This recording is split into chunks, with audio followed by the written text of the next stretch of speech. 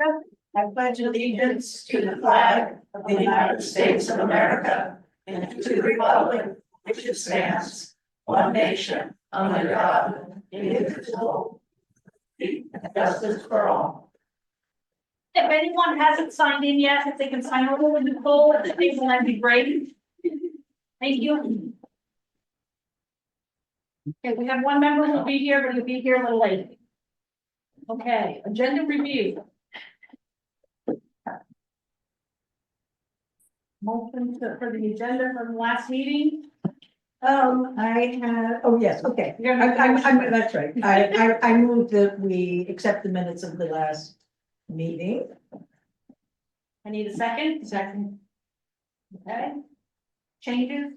Yes, item 12. Of course, I left my notes at home, but I believe it was the highway supervisor's deal. And I just found the first and second paragraphs of that kind of confusing the way it's written.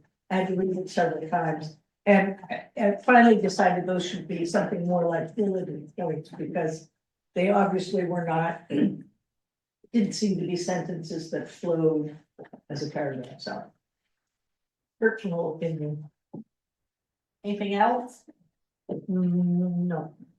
I didn't find anything. How about you, DeForest? No, I haven't. Mike? No. Okay. All those in favor of taking them with that change of making those a bulletin, number 12?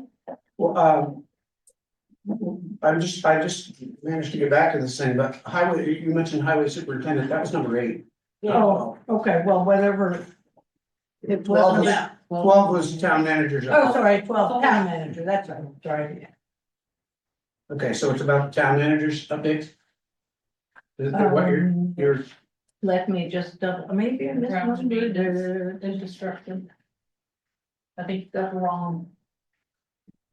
town's infrastructure projects was under state review? It's right at the top.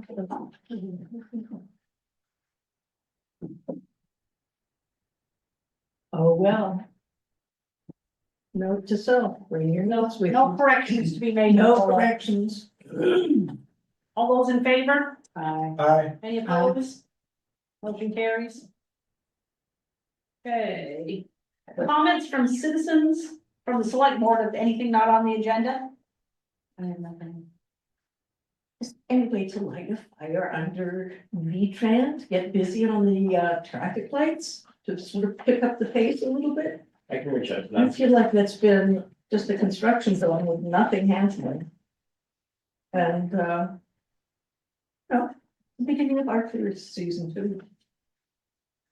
Anybody else? Mike? No, Town manager? I can reserve it from my report. Okay. Anything from citizens that's not on the agenda? Mr. Fuller? Want me to stand up here? Yes, please, to the Okay. podium. This is brand new for me, so. Where's the mic? It's the owl tonight. Oh. It'll capture it. What? Yeah, it's the owl. It'll catch Right you. here on the table in front. Whatever that means. I have two things, and I was hoping, Rika, you were gonna say something about the heck with lights. I am deeply concerned and upset that the town has not recognized and moved forward with the massive amount of times that Tarbell Hill and Route 106 and Amson Schoolhouse Road has flooded. And I know that I think the board should be sending a letter to the regional AOT. I was deeply involved with Irene during 2011, and all it takes is for one little crack for that water to go underneath Route 106 at that particular point, and it will take that road out, and we'll be talking about a really lot of money. I know that there are rocks that are still there from Irene that are in the middle of the culvert underneath 106. Okay, that's 2011. It's inexcusable. We're flooding, it's becoming a joke. And I really think the board should write this letter and copy the governor's office or the regional AOT. The other part is that I know, down on your agenda, the, emergency management plan, I don't know if you're adopting a new one tonight. But when I sat at that table last year, also included, and then I got it snuck in there by regional planning, where it was that they would at least twice a year, and I thought it was 4 times a year, review where the dry hydrant culvert is on Amson Schoolhouse Road. There's a berm there, it's still there today. That is the only exit of water from all the water coming down from the entire village of Reading. That narrow little, section right there. So I really think that you ought to be calling A&R or whatever. I'm not talking about digging to China, but with the implication of all the residents up through that whole area, it seems like there could be a compromise between the water escaping. It's not across the street from 131, that drop off is significant.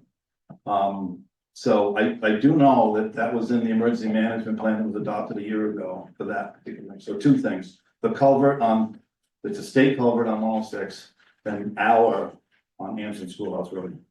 The other thing that I've watched, for, I think it was the last meeting or the meeting before, there seems to be a little bit of a miscommunication between the road grader. I bought some parts up to Richmond Cat and went into their service, and asked them about it, and, I have a copy of their contract on my phone. I forwarded to Brandon a month ago. I have the board minutes right here that I'll give to you, Kelly. I will read them, to clear up any misinformation. On September 8th of 2020, the board voted to buy the new road grader with a, dollar amount of, the motion was to accept the bid from Caterpillar on option number 2 at a cost not to exceed $160,000 with an additional $19,500 7-year, 7,000-hour warranty. That motion was amended to include an additional $19,500 for a 5-year, 5,000-hour maintenance-free program. That is still in force today.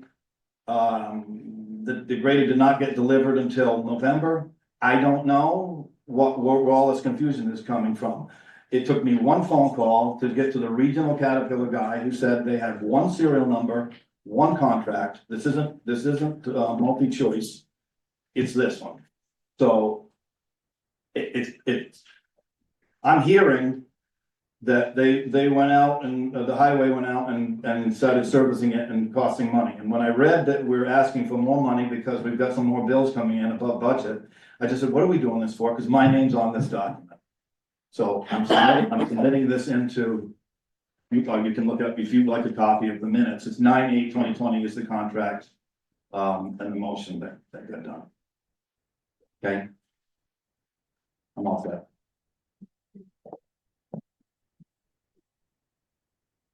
Mr. Bates, If I may, I'm not sure what Mr. Fuller's talking about, but the emergency management plan for last year had nothing in it about, dry, whatever you call, checking the, fire hydrants. And it doesn't begin this year, and I want to clear that up before I get in front of you with the plan, and then you say, why don't you have that in there? Well, I was gonna say, point of order, it's on the agenda. Topic's not on the agenda.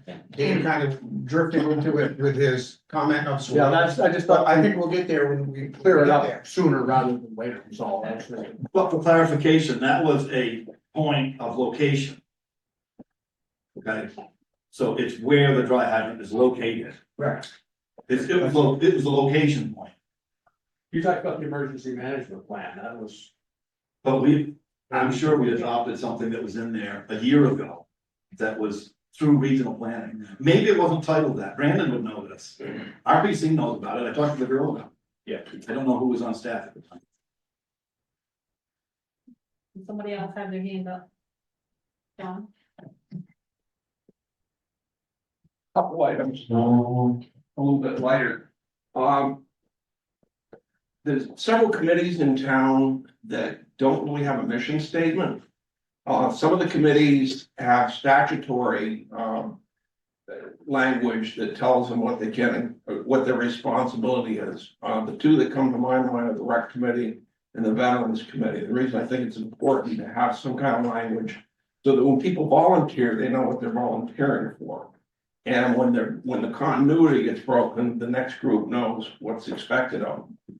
The second thing, I don't expect an answer by any stretch in the immediate future, but the access to the town forest, which we had an agreement with Emily Abbott that fell by the wayside for various reasons.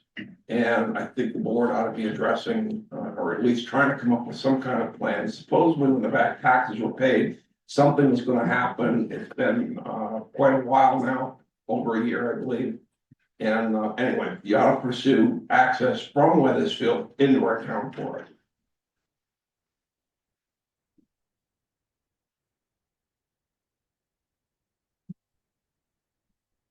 Anybody else? Okay. Is there, Is this broken? It was becoming unplugged. I think it should be fixed now. agenda review, do we need to move anything on the agenda for anybody? Or is it all right the way it is? Already passed that. I know, I had to go back because I didn't do that one. Okay, now we're to the public input session on the Weathersfield policing, and I'm gonna hand it over to Brandon. He has a.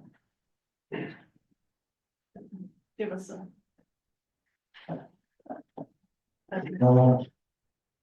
So I have a presentation on the police department study. Just to recap, our police chief moved on to the town of Windsor. And that's how we got here tonight. Our full-time officer also moved on to the town of Springfield. So what we had to do in the interim is contract with the town of Windsor to give us all some time to decide what the future of policing looks like in Weathersfield. We're currently contracted with the town of Windsor to provide a level of service consistent with what we had when we had a full-time police chief and a full-time officer. What that does is, again, buys us some time to have discussions about the future of policing. 3 options were presented at the last select board meeting. The first option is to hire a new police chief and a new full-time officer and rebuild our local police department. The second option is to advertise an RFP for contracted policing services. There is an RFP that I posted in the packet that you can take a look at. And the third option is a hybrid option, where we can contract out the oversight of the police department and then hire local police officers. At the 425 select board meeting, the select board tasked us with the following things: collect data on police models in comparable towns, collect information on comparable town police department challenges, summarize Weathersfield's incident types and calls for response, develop a community survey to determine what Weathersfield residents value in policing, and schedule this public input session tonight to give the public in Weathersfield an opportunity to comment and provide feedback on what you value with policing. So the first chart I have up here, and actually I might go ahead and stand up here, it'll be a little bit easier.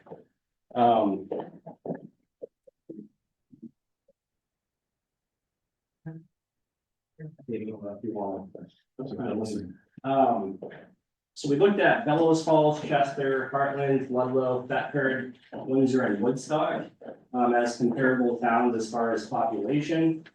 So in Bellows Falls, there's 2,769 people. In Chester, there's 3,005. Heartland, 3,446. Ludlow, 2,172. Although they have an influx, obviously, during the seasons. I think the manager said they get up to like 50,000 people. Thetford, 2,778. Windsor, 3,559. And Woodstock is at 3,025. And what we did here is just, I pulled the populations and the budgets. So you can see here that Bellows Falls has a PD budget of 776,000, Chester 884,000, Heartland's 132,000, Ludlow's at 1.3 million, Thetford's at 500,000, Weathersfield's at 400,000 as of our FY 26 budget. Windsor's at 1.7 million and Woodstock's at 1 million. As far as PD types, like police department models, Bellows Falls has a local police department and they also contract with the sheriff's department part-time. Chester has local PD, Heartland uses the sheriff and BSP. Ludlow has a local police department, Thetford has a local police department, Weathersfield currently has a local police department, Windsor local PD, Woodstock PD. So the only town out of these comparable towns that use contracted services right now as their only policing services is the town of Heartland. Let me go through a couple of slides here. This is just a chart that shows the budgets per town. And this here is total population compared to the number of police hours. So in Bellows Falls, you have 320 hours of policing. Chester has 220 hours. Heartland has 32 hours. The lowest out of the 7 towns. Ludlow has 200. Thetford has 120. Weathersfield has 120. Windsor has 450, which is the highest out of the 7 towns. And Woodstock has 270. Police officers and vehicles. So the blue is the number of part-time officers, the orange is the number of full-time officers, and the green is the number of police cars.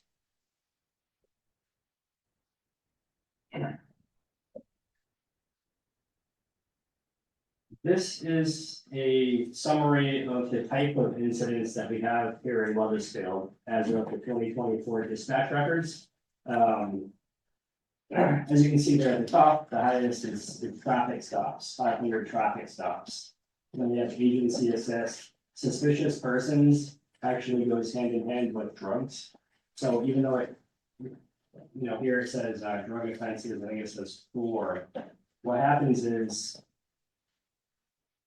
dispatch gets a call for a suspicious person or circumstance, and then it might turn into a drug case. And then they don't update the records, basically, is what I've been told. Brandon, what is an agency assist? So that's assisting other agencies. Like other policing agencies. Okay. Oh, I was just gonna, piggyback on that. Sometimes, if another agency calls for assistance or, they need us to do something for them, your agency would punch a case that says agency assist. So it's kind of hard to tell. That might be a pretty serious thing, or it might be, as little as sending a message to somebody, waking them up and saying, call the other agency, but, there's some variety in what that might look like. Brendan, are these VSP and PD cases? Yes. Okay. Yeah, it's actually all cases. So even when Springfield responds or Weathersfield or VSP, I'm the sheriff's office. Thank you. Yeah. So I talked to our comparable towns and I was asked to figure out what the biggest policing challenges are today. And according to the town managers, recruitment and retention is one of the biggest challenges. Attracting qualified applicants, advancements in technology, so like evolving from what police departments currently have into the advanced technology that's available today. The time commitment of the academy and pay and benefits. Are the 5 top challenges with policing according to the managers of our comparable towns. Community survey, we developed a survey on policing. There's 30 draft questions. Everybody has a copy. If you don't, they're available over there. If there's not one available and you'd like one, just let me know, we can print it. Responses are confidential and will guide us in decision making. It's not final at this point, so tonight is the time to discuss whether it's ready to go out to the public. And once it's ready, we're going to advertise it on our website, on the Weathersfield Facebook, share it to the villages in Weathersfield and the What's Up Weathersfield Vermont Facebook pages. We'll do an announcement on the front porch forum, and then we'll have paper copies available at the town office upstairs.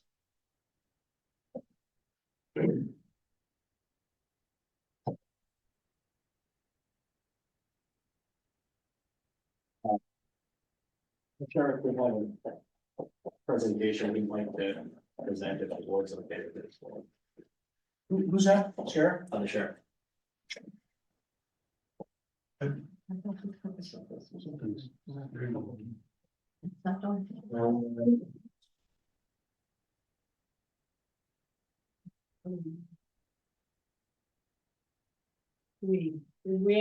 comments from the board? I think the town manager just stated that the sheriff would like to do a presentation as well. We want to get presentations out of the way first, or do you want to enter into discussion? And probably relevant to hear what the sheriff has to say. Mr. Palmer, are you hiding over in the corner? I am. You are. I couldn't see you. So I'll try to keep this under 2 hours, which is hard for me. So-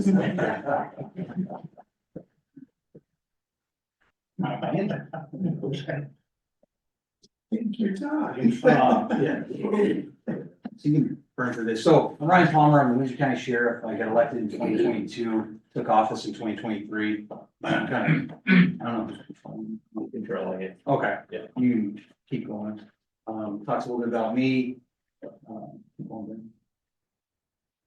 So Iraq and Afghanistan veteran, I just attended the 153rd Southern Police Institute Administrative Officers course. It was 12 weeks in residence, course down at University of Louisville, and a bunch of other stuff there. Some of this, I'm just trying to show you that like we're very capable. Since I've taken over training and building professionalism within our department, has been super important to me. You can go to the next slide. This should, I know that like community policing, community interaction is very important to folks in Weathersfield. So I'm just kind of showing some of these pictures, Brandon, keep going. These were kind of 4 major points for me. Being involved with at-risk youth and youth in general is what we kind of try to incorporate within our department. Helping those that won't help and involved in Project Action out of Springfield, giving people rides to rehab when they didn't have resources and all those type of things. But then like proactive and evidence-based policing, really being focused on solving problems through like evidence and focusing on things that are causing the issue in the town. And then it goes back to that strong community relation that's super, super important to me. Go ahead, next slide. You can go to the next slide.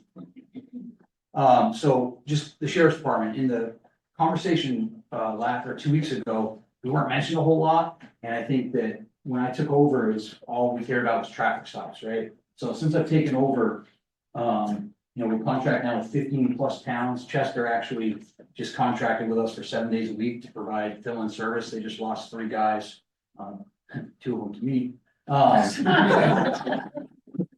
Oops.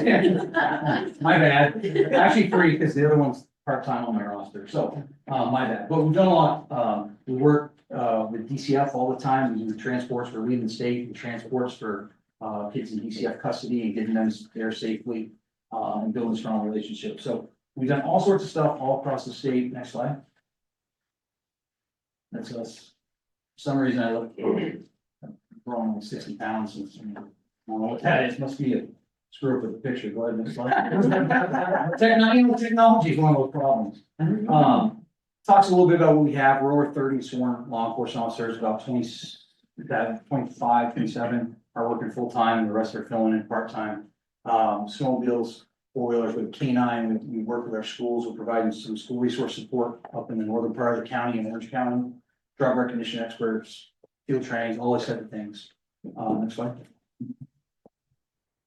So it just talks about community engagement. These are Windsor Community Dinner, some of the one of the old folks' homes in Woodstock, Tunbridge Fair, handmail stickers, those type of things. Next slide. That's one of my guys. I actually took that picture. You notice he's changing the tire, and I was taking a picture. So I didn't help out too much there. Next slide. It's at the State House. Next slide. Talks a little bit. So one of the focuses for me is improving officer mental health. We've been psychologists like state police do on retainer. We added body cameras, cruiser cameras. Training is very big to me. We spent 50 grand last year on training alone. And talks a little bit about, trunk or treats, touch of trucks, the school events we've been involved in. Website, our social media presence, I think is very important because it's a good way to communicate with the town and to be responsive. Some of our staff are paramedics, EMTs, and emergency responders. Next one. Talks more about the different training we've been involved in, go ahead. More pictures, there's an article linked to values, like a 3 or 4 page spread on this, next slide. Tyler handing out candy at one of the events, next slide. Some of the proactive stuff we've been involved with, I think since I've taken office, we've taken about 50 guns off the street from people that shouldn't have them, either stolen or people that are involved in the drug trade. Some team with state police on a couple of major raids recently in the Bethel area. And that was pretty proud for me that we got involved in that, because it never would have happened 10 years ago, right? And my whole thing is like balance, right? We need to solve your problems, but not over police. Next slide. And next slide. Next slide. These are canine, next slide. Taser training, next slide. Kind of my vision for Weathersfield, obviously, there's a whole lot to do, but I just want to talk about it a little bit. We would have days and night patrol, we fill the hours that you requested, there'd always be a deputy in town in that contracted hours. We're also very flexible how we can staff, we're not, we don't have to deal with collective bargaining and people on set schedules, so if we find that, you know, and I sent out, there's a handout that shows you kind of when your calls for service are, but we're very flexible about being able to identify when we need staffing and move that around as it goes. We can also bring, you know, it's nothing if I need to bring 5 or 6 people or 10 to do like a raid, you know. These guys talked about some of the stuff that was going on in their neighborhood the other day, so we can scale up when we need to. And again, it's just customer service. One of the things I want, you know, is that like I have deputies that live in town here. A lot of us grew up in town. Like sports with some of you in the audience, right? Like, not mentioning names, I might DJ that are going to Nashville parties, many years ago. And we also have like $200,000 in governor's highway safety funds to kind of augment. So we can put another deputy or 2 in town when we need it on grant funding. So, those are some of the things here, but like I said, a lot of my friends live here, my family lives here, my sister, and niece and nephew live here, they go to school here, so Weathersfield is very important to me. And yeah, next slide. These are some of the questions I've heard, you know, how would it compare to what we have? I think one of the things with a contracted agency, whether it's us or Windsor or Springfield, whoever that might be, we're contractually obligated to fill those hours. So whether somebody's sick or injured or not, you know, can't work, it's up to me to make sure that your hours are filled. Unlike when you have your own PD, if somebody's out on sick leave, overtime, vacation, whatever, you might not be able to fill those hours. Next one. I think our response times, we have people in town for that 80 to 120 hours, whatever Brandon decides is a good thing.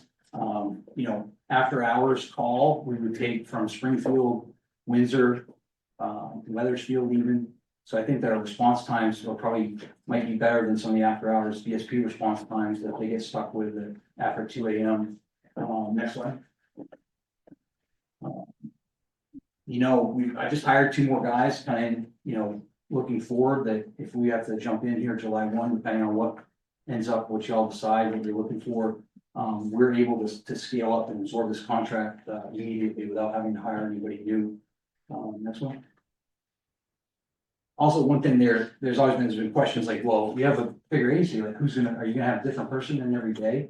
And I think ideally between 3 and 7 of the deputies would work here regularly and kind of give you that hometown feel and you get to know the cops that are working in your town. Next slide. Local control. Another thing is like, well, if we contract out, you know, do we give up local control? We don't have our police chief anymore, right? Well, 2 things. I'm a politician and the whole business model of my agency is contractual obligations, right? So what's very important to me is customer service and making sure that people in town are happy, right? Like any of our contracts have a 30-day out. You hate us, you want to get rid of us, boom, we're out. And that's a big deal, right? Because I obviously would have scaled up. So and it's just my philosophy on providing service that we focus on customer service and people are happy with the services that they get. Next slide. Will we be involved in school and community events? Yes, like I said, my niece and nephew are to school here, right? like people I grew up with, their kids go to school here. It's very important to me that we build strong relationships with the youth and try to keep them out of, working with some of us in DCF and police custody down the road. So I think that we can play a really proactive role there. And also, I want to build, how, if this was to work out, and again, I'm kind of getting ahead of it, but I wanted to tell you what the Windsor County Sheriff's Department plan would be if we were policing Weathersfield, is to set up what I call like a substation, like a headquarters, the southern headquarters here, so that we would have, we provide service in Reading, Cavendish, and we're gonna be Chester 7 days a week. So having a substation here that, whether it's right in Scutney or it's down Downers, and there's a couple different options, I think, in town. So you'll have kind of presence here just because hopefully our substation would be here in Weathersfield. Next slide. Cost, you have a budget already, like, I think that we would do well to work within your budget. I'm charging towns in Windsor County $75 an hour to provide patrol. I think we find like the cost of like, if you took the Weathersfield budget and actually costed it in what your cars cost you, not, you buy them differently, but right, you guys kind of buy them all at once, but I think when you figure out what you'd be spending, it's, you're basically even. But you get more, I think you'll see more value, right? You'll see the ability to scale up, to be flexible, and to fill in all those hours. Next slide. Current staff and equipment. I know John very well. I reached out to him a little bit. I don't know Josh as well, but anyone on staff, I absorb without any issues. And then figuring out cash or trade services or something to absorb your equipment, because you spent a lot of money on police cars in the last year or two. But those are I need those. So Brandon and I will work a deal. I'm sure I'll come out on the bad end of it, but that's of interest to me to absorb that equipment. So questions, I will sit down and shut up. And I did pretty good, about an hour. So. You want to say anything? I don't know, I'm just here for Okay. questions that may arise pertaining to the VSP's involvement. Okay. Double checking. Thank you. Yeah. Anybody on the floor like to Excuse me, state who you are, Yeah. please? Okay, thank you. Bob Stevens, Weathersfield both. Several of you know of me, but we've been here for 45 years. I've been in the real estate business. I was on the zoning board, school board here over the years. And home builder, as I said, in the area. Talking to folks around in terms of the complexity of being able to manage and frankly find people has been extremely difficult. Of course, the budget situation is also of interest. So I would really just like to ask a couple of questions, and also just in terms of the concern that I have in terms of knowing a bit about the state. As I'm sure many of you know, I'm sure the town manager and other people know, we have 251 towns in Vermont. And over the years, what they found is policing is very difficult, makes them nuts. And literally, and this number blew my mind, 200 of the 251 have gotten rid of their police forces and have gone, and that was an excellent presentation in terms of using the sheriff's department, but also the state police for really important or very difficult things like heavy duty violence, heavy duty drug stuff, and that stuff, which is very difficult for local, local communities to really handle. So I guess I would just recommend, and I recommend that we consider the model of using to the level that we can, the sheriff's department and also the state police, and 200 towns literally have made deals and contracts with the state police for significant areas that they can't cover, have the confidence to cover super locally.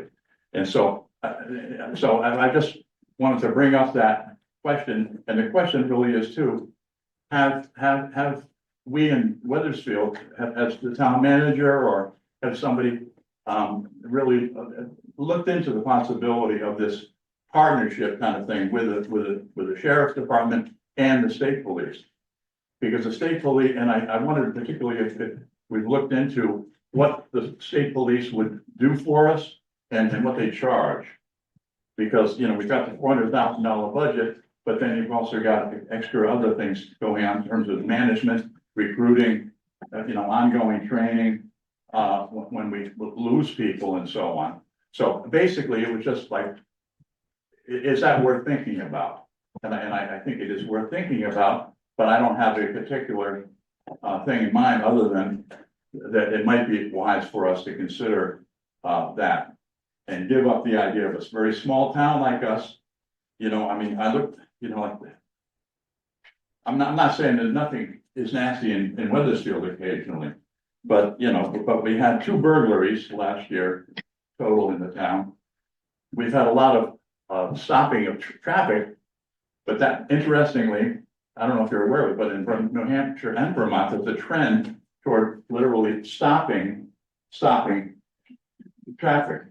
Unless it's extremely proven that this guy just did something terrible, ran over somebody, is clearly identified as a valid target for stopping them. But we got hundreds of traffic stops. Now maybe that's all necessary, or some of it is, but at any rate, would it be a little bit better for us to consider not doing a same model that much bigger towns than us and then cities, of course, obviously have to use. They have to develop their own police departments. So anyway, just wanted to suggest that happened, and particularly just with a question, had we gotten any details from the state? Have we looked at if the state police could work with us, in an affordable way? Thank you very much.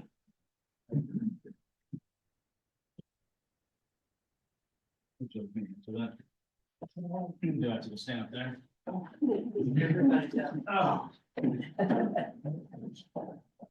All right, I didn't come to sell you anything like Brian did. So I'm Anthony French, the station commander of the Westminster Barracks of the State Police. We are not looking for a town contract. We charge much more than the sheriff's department. I was trying to look up the short-term contract, the current rates. I couldn't find it quickly. I think we're just under $90 an hour. The way it works with us is we have to have troopers on overtime that are willing to work the overtime to come in and do it, because it's something above and beyond to get extra patrol time. We obviously patrol Weathersfield already, right? So when the PD's not on, the state police are responsible for calls. You don't get the same level of service that you do when the police department is in town. We're not handling quite all the same calls that they do. There's probably more of a delay for us because we have about 1,200 square miles of coverage. And as far as town contracts go, we have had them in the past with different towns, and that's based on interest. Right now, I don't have a lot of interest. The troopers working more overtime than they're already working. So I'm not out looking for town contracts from any towns. Was I mistaken in then saying that what I had read was 200 towns literally are now using the state police and the local sheriffs for their enforcement? 200. So the state police, as far as enforcement goes, we cover like 90% of Vermont's land for policing services, and that's just the state police. So that's what our service is. As far as contracts with the sheriff's department with other towns, I don't know of any off the top of my head. I don't have any in Westminster's patrol area. I don't know as far as other parts of the state. If they did, they would be individual town contracts. So I'm not familiar with any. Springfield did a lot, right? So we did enforce calls in Springfield for a short period of time. Well, actually, it was about a year. And unfortunately, that was because of staffing with the police department, and that was not contracted, so we had to, come up with a procedure for us to handle the calls. We didn't handle non-priority calls. We only handled priority calls, significant incidents. So again, this is what I'm talking about when you talk about, state policing versus local town police enforcement. Like, we're not doing the same thing, that you're not getting the same level of service from us that you're gonna get from somebody else. Kelly? Yeah. You can go first. Anthony, Yes, almost got away. under the current, I'm sorry? I said I almost got away. Under the current model, it came up $90 an hour. So if VSP responds to a call in Weathersfield right now, we get billed for that? No, Okay. Perfect.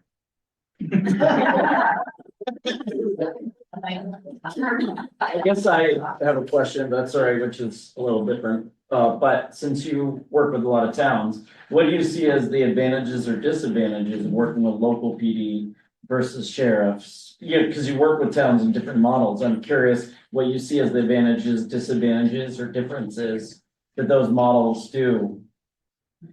so the biggest challenge with the full-time PD versus the sheriff's contract, so depends on what you get for contracted services, so you need to make sure it's clear what you're getting for contracted services, and I'm not familiar with the contract in the Windsor County Sheriff's Department. I haven't looked at it, I have no idea what's in there, so I'm not trying to speak out of turn in that place. If you have a contract with the sheriffs, if they're offering full law enforcement services for the town, I would think you'd be better off rather than piecemealing it. Because the problem that we have is some of these towns that we cover, part of the time you end up with a breakdown in communication. So let's say there's a town that, you know, VSP covers part-time and another department covers part-time. Well, we're gonna be handling calls there half the time, someone else is gonna be handling calls there half the time. So what if we take a couple burglaries and now this other department takes a couple burglaries? You have to make sure there's that communication, because we're dealing with the same people that are doing the same crimes. So now the follow-up gets more complicated and you need to make sure you're working together. And then it gets more complicated because now you're dealing with different people working different shifts. And who's gonna be able to follow up on what, and if they're even talking to each other. So that's when it gets kind of challenging. If you have one agency that's handling all your calls, you're gonna get a better continuity with service, I think, rather than having two or more agencies handling calls in your area. Can I just follow up on that? You were mentioning the contracting with the towns. I have over the years literally called, because of needs, literally called the state police. And they have just instantly dealt with, came to visit, looked at what was going on. So is there a difference where you would actually be contracting with the town to provide all of the services of the town? I wasn't thinking that so much, but aren't you available for direct calls from citizens for problems that are going on? And in the sense that would be the mix of things. It would be us, either as citizens or as the town itself saying, we need help with this situation, and you're the state police, you would get involved. But it wouldn't be you actually having a contract to deliver all the services of the town. And it sounded like you were just talking about as if you were being asked to contract and handle it all. That was certainly wasn't my intent. My intent was to suggest that if somebody in this town needs something, and that is significant that the sheriff would have difficulty handling, couldn't our people be calling the state police and for those individual situations? So Not ongoing contract. okay, so I think it's kind of a couple different things. So as far as the town of Weathersfield goes, when the Weathersfield Police Department is not working, the calls go to the state police. If it's, Yeah. if it's not an emergency call, sometimes it will be, pushed off, it'll be, remain on hold until the police department has somebody available that's working next to handle the call. Mhm. If it's an emergency call, like a domestic assault or something in progress that needs to be handled, a crash, yes, we respond because it's our responsibility. Yeah. As far as the contracted services, basically with a contract, it would obligate us to be in town for a certain number of hours. Yeah, I was not thinking of that, because I think these other towns are just saying, when it's serious, we can call the state police, or we can call our sheriff. If we're working with the sheriff's department, and those two things as compared to running the whole police operation here. If you had a contract with the sheriff's department and they were involved in an incident that needed, more services, like a homicide or a significant event that required tactical services or a missing person, search and rescue, something like that. Yeah. Then they would reach out to us, say, hey, we need this, and then we would have conversations directly with them. It wouldn't be a. That's more along the line of the two elements being used instead of having our own totally operational police department. Yeah. And just one other thing that you had said, Bob, and that was, Weathersfield is relatively small town. I think population wise, yeah, I think we look at it that way, but Weathersfield's actually kind of large. No, we're definitely big. Yeah, Definitely so, geographically big. yeah. And also, Weathersfield is between Springfield, Claremont, Windsor, like the interstate. You guys, Weathersfield gets a lot of activity compared to a lot of towns that we patrol. Weathersfield's a very busy town. Yeah. Thank you. Thank you. More questions for me? Dave. Dave? Anthony, I got a question for you. Thank you, Brian, for coming too. You can drop a name if you want to. I'd be okay with that. You're sending off. Yeah, already did.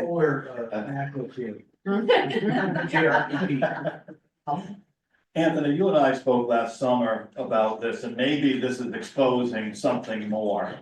We've actually been lucky here in Weathersfield. I mean, I've lived here as long as Bob had, it's maybe a little bit longer, and we've had 3 police chiefs that I know, Dick Brown, Dick Cole, and now, yeah, Bill. But here, what's that? Bill Daniels? Yeah, but I'm just saying, so, but this might be exposing more of a problem. You and I have talked like last summer about this, and I don't know about what Ryan's going through, but when we were talking at the barn about Vermont as a state, and Ryan just alluded to it in his presentation about having a lot of training and $50,000. But you and I spoke too, as well as new troopers coming into the system, and we may have just felt this with our 2 officers leaving. Vermont offers superb training, but then Massachusetts and New York and Maine offer a lot more pay.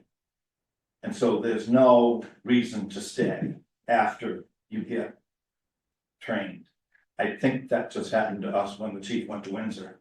So maybe we're dealing with pay. Yeah, and I don't even know what the pay scales are between the towns, so, yeah, so, state police, as far as state police goes, we hire a lot of external applicants from out of state. So they wanna go home, right? Why work in another state, unless you're drawn here for some other reason, which is why we hope people are drawn to Vermont, some type of recreational reason, because they wanna get out of their state, maybe they like the mountains. It's different from where they come from, or skiing, or mountain biking, or whatever.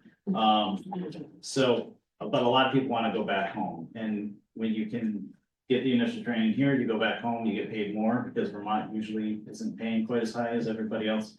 It's the same you see with law enforcement in municipalities and the sheriff's department. They bounce around, right? Why not go to the neighboring town that's paying more? If you don't like who you're working for, you can go work for somebody else, and I'm not saying that's what happened in any of these cases, but it's very easy to bounce around because there's vacancies all over the place. Law enforcement, as far as the numbers for recruiting, is down national, and that's state, municipal, sheriffs. So it's definitely hard to find qualified applicants, no matter which organization you're in. And it's definitely a challenge that we see here in Vermont, state and local. I just follow up very quick. I think in Weathersfield situation, I think your pay was pretty on par for the size of the department. I think you got lucky with having a police chief for 10 years, right? The national average for a police chief in this country is 18 months.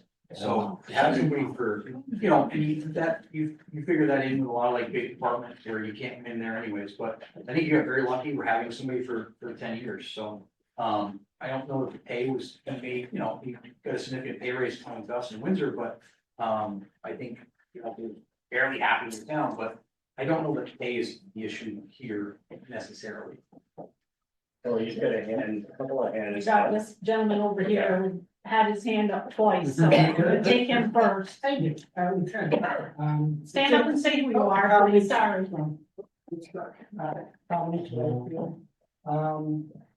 Newspapers, it's no secret, state police staffing is down dramatically. What are the numbers that are down? Any idea? I don't know off the top of my head. It fluctuates because we have classes that are coming in, so, And then retirees. and then you have retirees, that I'm trying to do. So,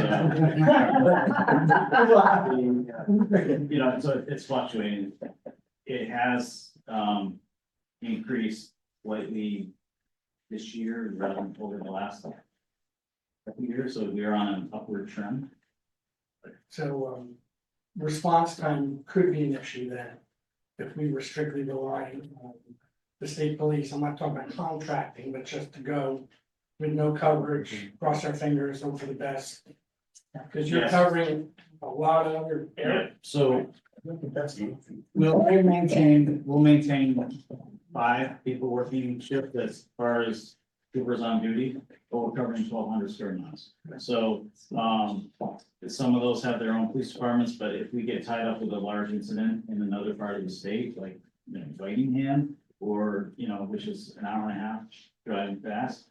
And something happens in Weathersfield, it's gonna take a little bit longer. We try to, give patrol areas, so we keep people north and south, so we have people to respond in case something comes up. We work well with other agencies, so if the sheriff's department has somebody on working traffic or working in another town, or Windsor has somebody on, or Springfield, and we need somebody to back somebody up, we'll reach out to another agency to help out as well. So, it's not that we're just gonna be like, oh, whatever, we'll get there when we get there. We'll reach out and try to make it less we can. It's definitely not an optimal situation. If you want somebody to respond quickly, you should have your own police department Thank you, Anthony. or full-time coverage. So, who we got? Is that Rachel B in the left-hand corner? Is that what that says? Yes. Hi, I have a question for both the state trooper and the other officer. Could you both please explain your stance on entering into a 287G program? So Vermont, so she's talking about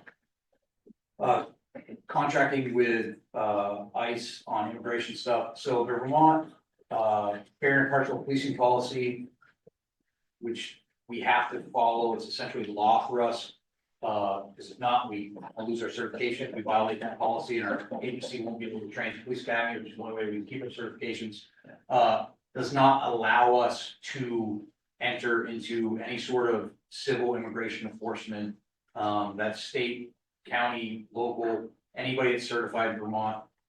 We cannot be involved in civil immigration enforcement. And so it's pretty cut and dry as far as that goes.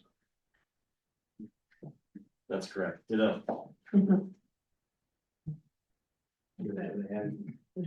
August? August?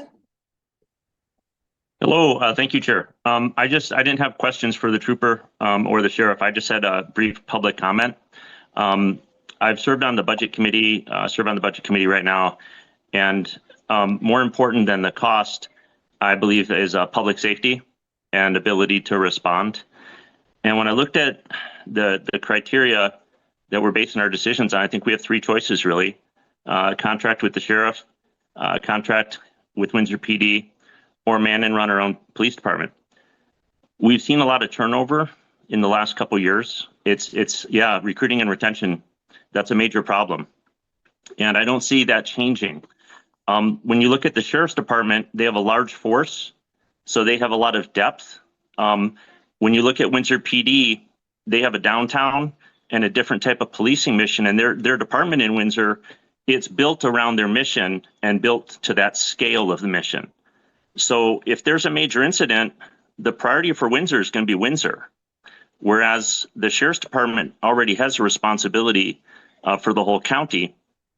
And if we could enter into a contract with the sheriff's department where there was some type of substantial cost savings, that would win me over. If it's more affordable and we're getting a superior level of public safety and responsiveness, and we have the redundancy. So if people are sick or if cruisers are down, we can count on the sheriff's department. And of course, the Vermont State Police is always there for major incidents or complex cases.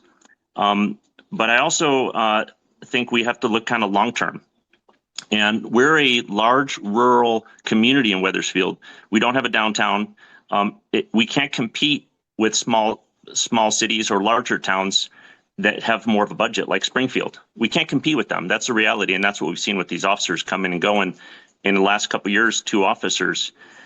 So my comment for the select board to consider would be is to negotiate with the sheriff and see if that coverage can be done more affordably than running a PD. And then if you also look at the cost savings, it's not just like the hourly costs. When you have employees for the town, you're paying payroll, you're paying benefits, you're paying insurance, and it goes on and on and on. And the same thing goes for the equipment, for the cruisers to operate. You're paying all those maintenance costs, gasoline, et cetera.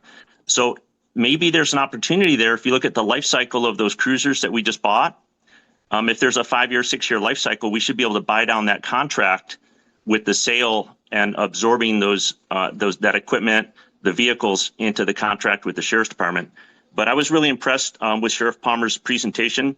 I've always been impressed with Chief Daniels. And I just want to finish my comments by thanking the law enforcement officers for being out there and protecting and serving us. Thank you for your time. There's somebody else on there, right, with their hands up? No. Okay. I don't know. Sophia? If you'd like to get up to the podium. Thank you. Sophia Lashtik-Heitla, Weathersfield. So my question is it really in terms of saving money? Looking at the chart that the manager showed, we are spending less than all the other towns, including the town that is comparable to us. So should we be thinking about whether this is a better solution in terms of safety and not necessarily in terms of saving money? So maybe it will save us money, but what I'm concerned about is making sure that we're all safe. So 80 to 100 hours per week. What is that equivalent to in terms of how much is part of going to schools, events and all that versus policing? I was calculating to a 7-day work week and it's 11 to 17 hours a day. Does that mean it's 2 shifts or is it 1 officer, 12 hours? What does it mean in terms of the contract that was being looked at? Yeah, I think the original, so 100 hours equals out to about 14 and a quarter a day. So we would work that would be split. And I wouldn't have anybody work, law enforcement 12 hours, 10 hours. They like to work those type of shifts, but I think 8s are kind of ideal. And then making sure that we, and again, I think you saw the handout with the calls for service and then the times. I think we gotta dig into that more, but if you go, hey, you know what, on Tuesday, there's not a single call ever for 3 years on Tuesday. Well then, okay, maybe move staffing around and go, okay, but on Wednesdays, 90% of your calls happen. Again, that is a big exaggeration, but we're gonna be more flexible on being able to staff appropriately when calls for service come in. I think if you look just at the chart, Obviously, the days are very important up until about midnight.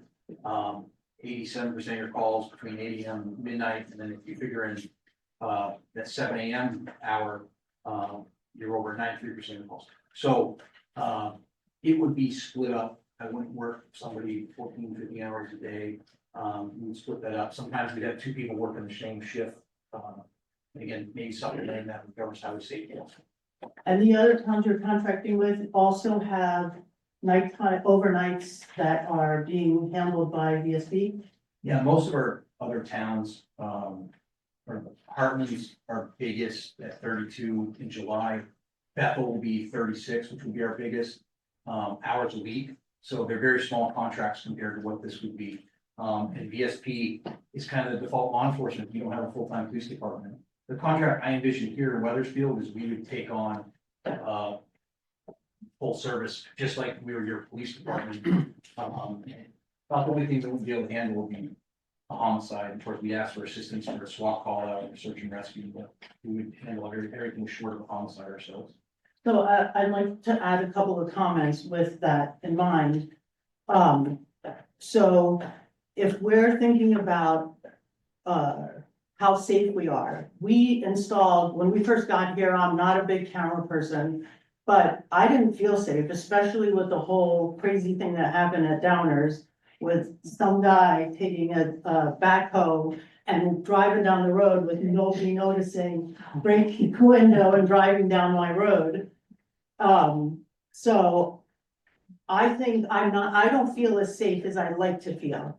I don't think, you know, when there's been an issue, yes, I've seen police, but, you know, my friend had a naked person running in their house, by their house, and nobody showed up until the next day. So, and, you know, to me, if there's a naked guy running by your house and you're alone, that's to me concerning, and that nobody shows up till the next day is it could, who knows what was going on with this person, and somehow this was not reoccurred, but, you know, it could have been a communication issue. I just hope they didn't freeze to death, it was very cold.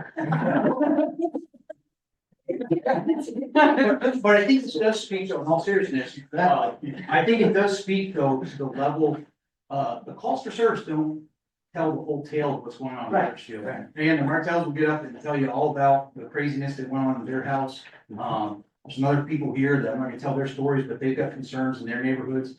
And I think Weathersfield, there is a need for more policing in Weathersfield. I'm not trying to sell you, so I really. No, do think that and that's- I agree, and so I just wanna put it out there that it's not just about saving the buck. I think we need to look at what the cost.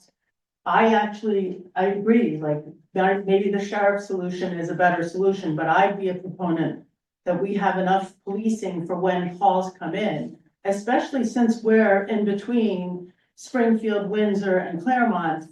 I mean, when you see the blotter, it's mostly from those areas, not that we haven't had our own homegrown problems, so, thank you.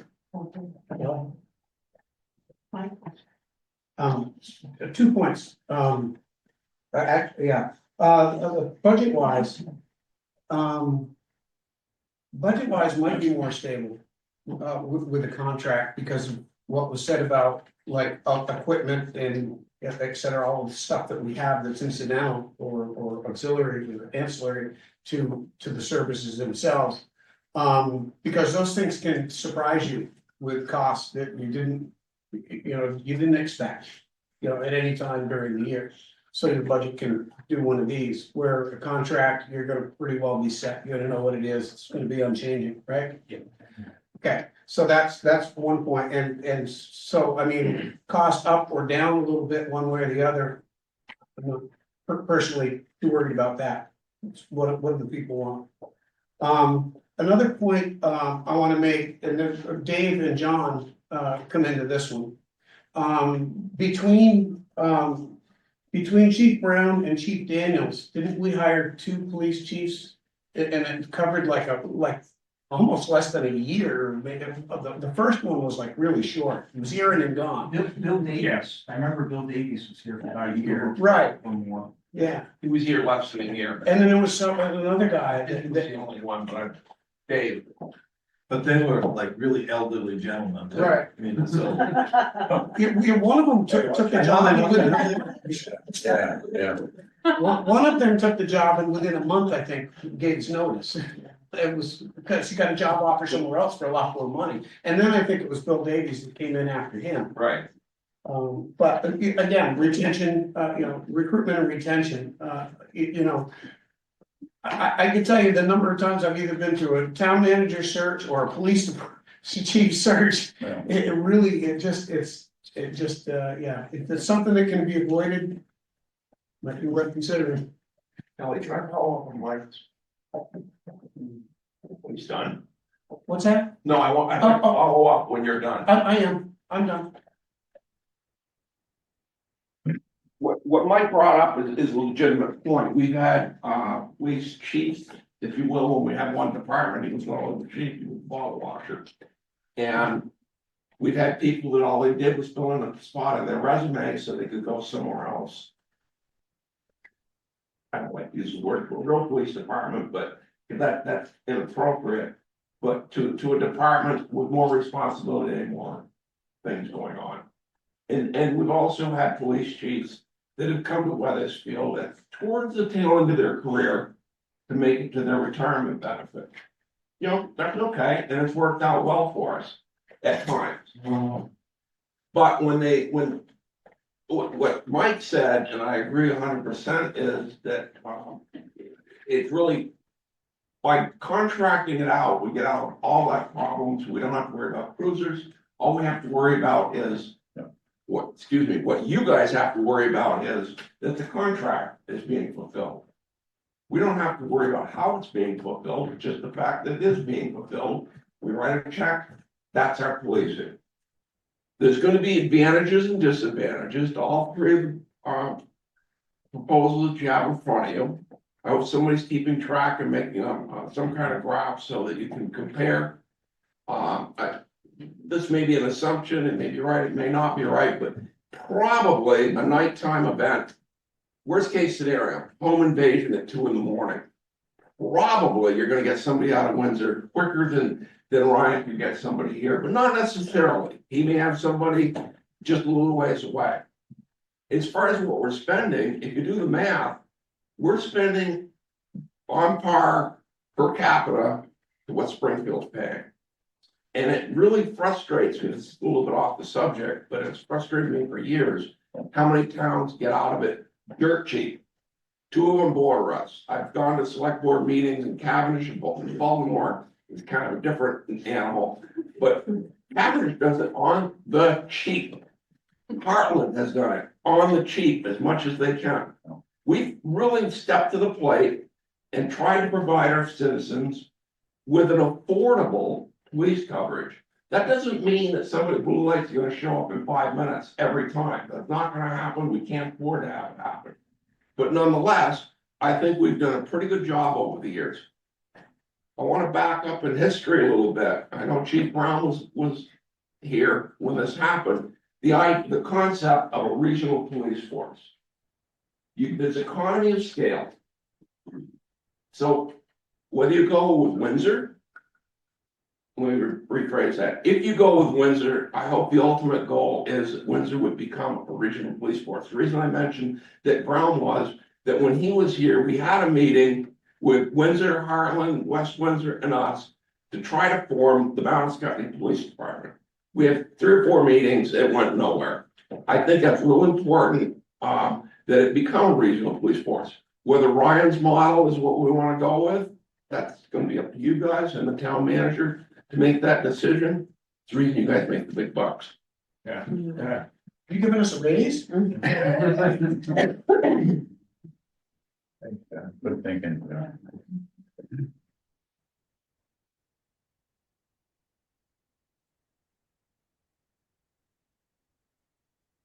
Lisa Van Domberg, City of Weathersfield. And yes, it was very cold that night, and I really hope that guy was okay. He was running around naked. In any case, this seems like an opportune moment to have my curiosity answered, because I've wondered for a long time. What is the difference between a police department and a sheriff's department? What is the difference in the job description and what you guys do? So. The main difference, right, is I'm an elected, executive, so, your police chief is appointed by the town manager and the select board. With the sheriff's department, constitutional officer, my, title is in the Constitution of Vermont. We are statutorily required to serve civil process, so things like evictions, serving some court paperwork, the transportation of prisoners to and from, jail to court. As well as take care of people that are in mental health custody or Department of Children's Families. And now it just recently changed between, we have to provide courthouse security, but that's also contractual. We are allowed to contract our law enforcement services, because everyone who works for me is a law enforcement officer, and a deputy, a law enforcement officer. And we can contract our law enforcement services in the state of Vermont. Other states, where it's more like the state police, where the county pays for law enforcement services over the county. In Vermont, based on the 1970s Supreme Court decision, your county taxes can't go directly. But the main difference is I'm an elected department head opposed to appointed by the town manager. So your police chief has to keep the town manager or the select board happy. And every 4 years, I gotta keep 51% of the county happy. So that's the main difference, I guess, for the purpose of this discussion. You're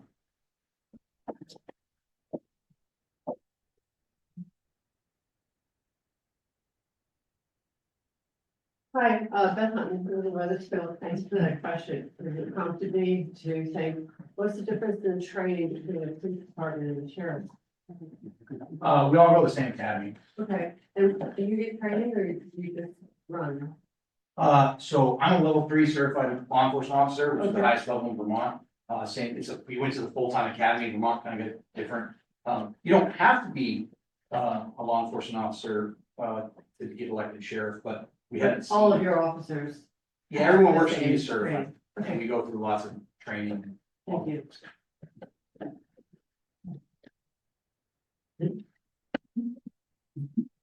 Charity Road, Weathersfield. I stand up here, a veteran of 27 years of law enforcement. 10 of that was administrative. So this is right in my wheelhouse. It's a great opportunity. I can start out, I wasn't gonna start out with the financial aspect of it. But if we go to a situation such as the Windsor County Sheriff's Department, we will already be saving money. Very easily because of the little things that pop up throughout the year. And they can be anything from legal expenses, because it's something that happened on a call that involved an officer. Could be liability issues in that regard, could be cruiser striking deer, and now we're without cruiser for 3 months, 4 months. That would devastate a small agency. We talked about training, right? Every Vermont sets a standard, as every state does, of minimums. Do you want your officers to be the minimum trained? Or as the sheriff has demonstrated on the slides, he is very pro training. All the different certifications, he just came back from a national course that he was there for, I believe, 13 weeks. Yes. Pro training. And the guy's got a lot to prove, because he's coming up for election again in a few years. And that's good, because we talk about home rule and so on, the police chief, there's laws that protect him from these folks here in the administrator. All right, so you think you have, and by control, I mean, kind of just what the sheriff said about maybe scheduling differences. They're locked in, I was hired under this schedule, this could be a litigation issue now and so on. Whereas the sheriff's department does not have that. Windsor would probably be similar to that with certain litigation things in their contracts, certain notices that they would have to have ahead of time if their schedule was going to be changed and so on. So there's that. Grants. Oh my goodness, the grant opportunities, numbers. It's all about numbers. These people that want to give away money in these grants, they want to see numbers that you can actually measure and then document what change has been initiated due to you using our money, right? Little departments, they lose out on those things most of the time. Because they just don't have the numbers in the applications to say, hey, this is our problem. This is how we're gonna fix it, and then they submit their results. And it's received pretty positive, so more money comes in again. That's an impressive number you have, Sheriff, from the Office of Highway Safety. I'm involved in that right now. I work at Dartmouth, but I manage an Office of Highway Safety program through the state of New Hampshire. So grant money is very important for everybody involved. Resources. Resources. We talked about officers leaving. Money is definitely a top issue. Another one is resources. Just like we want resources for the people serving us, officers want to have access to those resources too. They want to be able to do something a little different. Oh, Thursdays, blank and blank day. I get to go work with the dog, or I go get, we got a drone for search and rescue. I'm gonna work on that. Different things that larger agencies have. Same thing with the state police. That makes it very attractive. It's the resources of just breaking your day up and maybe specializing in something that you really like to do. And that will draw people away from a smaller department as well. We talk about vehicle expenses. Those things are horrible. But Brandon probably deals with all types of equipment issues on top of it, mileage, the fuel, everything. We're getting that all with one check. And the great thing is, every hour that we pay for it, there's gonna be somebody here. We haven't had that in 10 years. And that's no fault to the chief. Wait, we won't have somebody here every hour. No. Only same part of the. The hours we pay for. Right. The hours we pay for, they're gonna be here. Right, got it. So, and it is important, but I noticed in the minutes from the last meeting that it was emphasized the importance of having officers who know the town and can respond quickly while also acknowledging the reality of also so on goes on. I don't know about you folks, but been here almost 12 years. The previous chief would stop by on occasion, pull up, see us out in the yard, we'd have a chat. I haven't had a police car go down my road in over 10 years. Not once, and my ring camera will confirm that. And I bet a lot of you, how many have had an officer come out to their house and stop and say hi? That isn't on the board. Okay, good. That's not a lot of people in the neighborhood size. Okay, it might be because you were probably wanted on something, but that's not. And we're still hoping you're a good guy.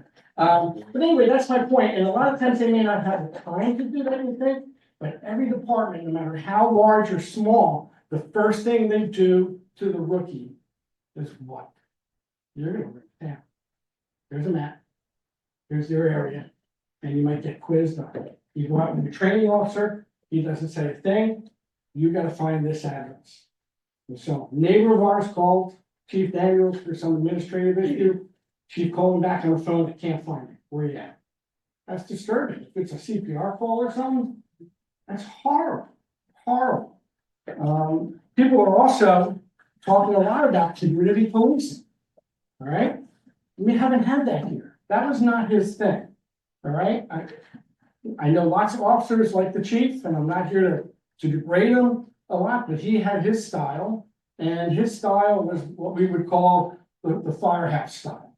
You stay put until you get a call, and then you go and you deal with the problem, all right? That's not what community policing is. Community policing is about building trust with your citizens, getting out there, going where they go, being where they be, and for no reason, you just pull over and you stop. My favorite thing when I was on the road, especially in the summer, I love finding little kids selling lemonade.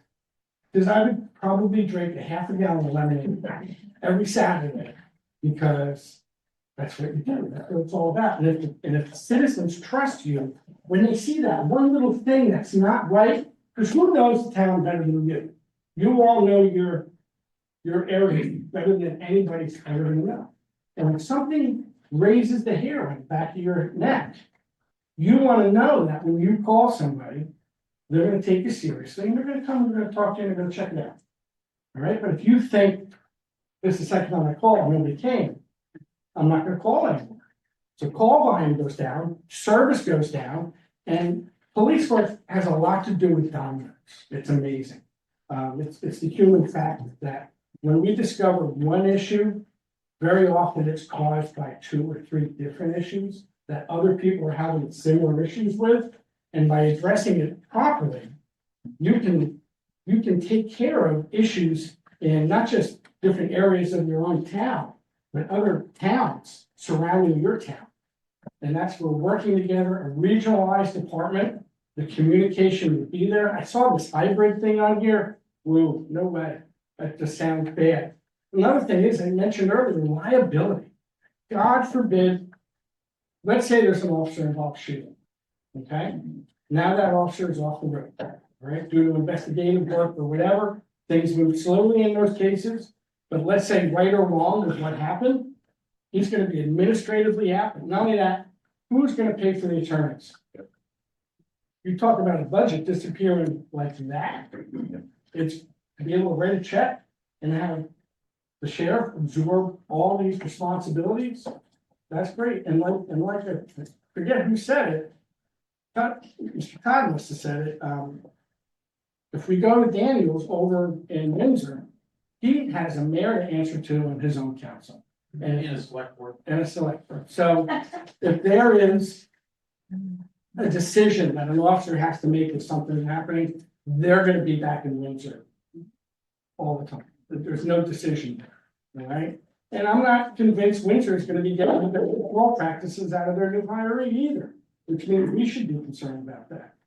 All right, there's different things, you know, did we get the guy at Downers that twice? No. You know? We didn't get that. We had a handgun stolen from an officer years ago. That never got resolved. You know, it's just, it weren't the best investigative techniques because you've got to be able to put guys out in different times of day in different areas to get things done. You can't keep the same schedule and just go to places when they call. You've got to be there. Maybe you find it before it even happens. And somebody's not hurt because of it. So there's lots of reasons. I've taken up a lot of time. Oh, state mandates. This happened in my department. And luckily we were able to handle it. It's a pretty large department. But a lot of you know, maybe with your jobs or whatever, state mandates can come down for lots of different reasons. If you're in the automotive trade, it could be something to do with inspection. All of a sudden, now you need to buy a piece of equipment. It could be the breathalyzer and how we do that. Now you gotta buy brand new testing equipment, or it could be the software that the department is gonna mandate. You have to use this software on this equipment and so on. And it gets real pricey. All of a sudden, you're up against a wall where, oh, we can't just buy one. We have to change out everything by January 1st or whatever the mandate is.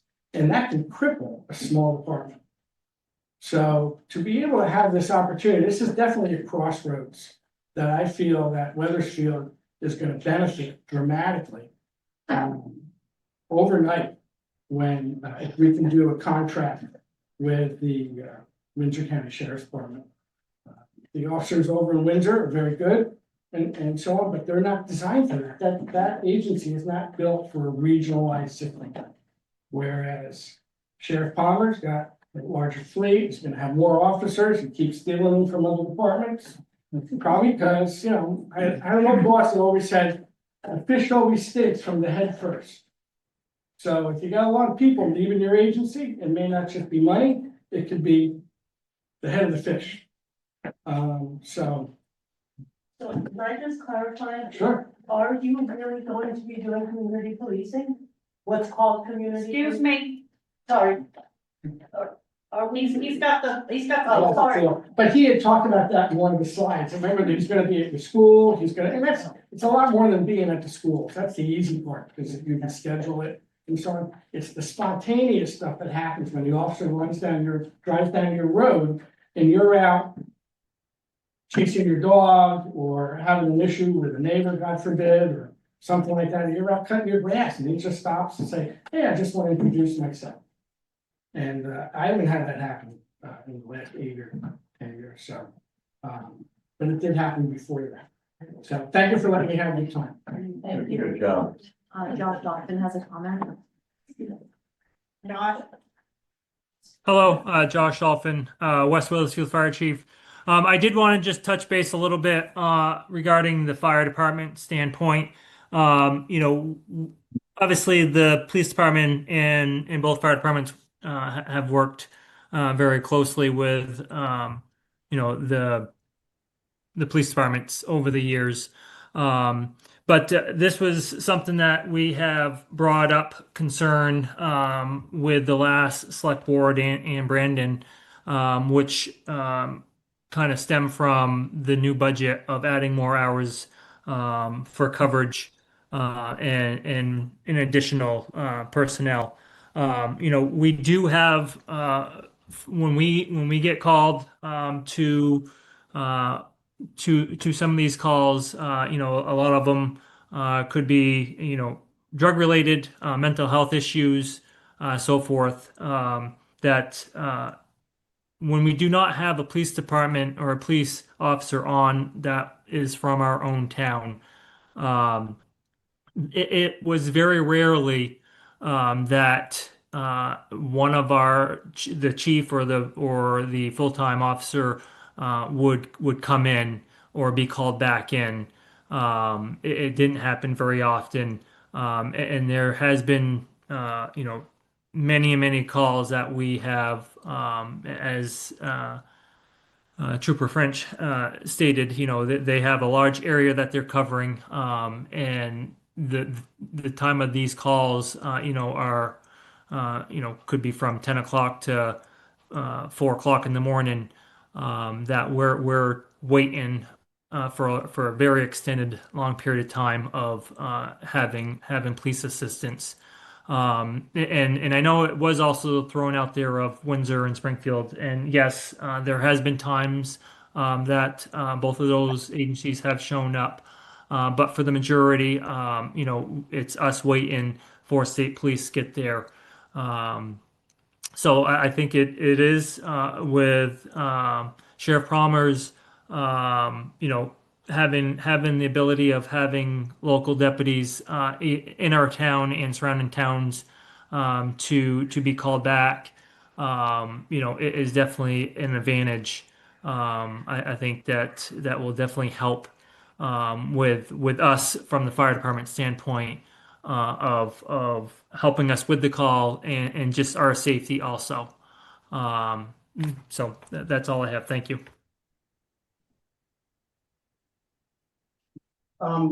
Earlier it came up, my point and John's about retirement.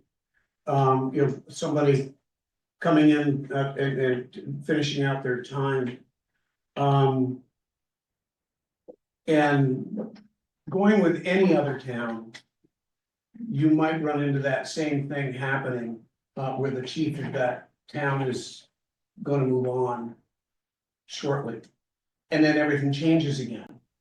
Right, because we heard style, what Bill's style was, well, the next chief might have a different style. And how he covers our town or runs his town could then have another effect on us also. Putting us back in the same seat again, where we're trying to figure out what to do. I was just thinking about that, because I know there were conversations here, that were going on here.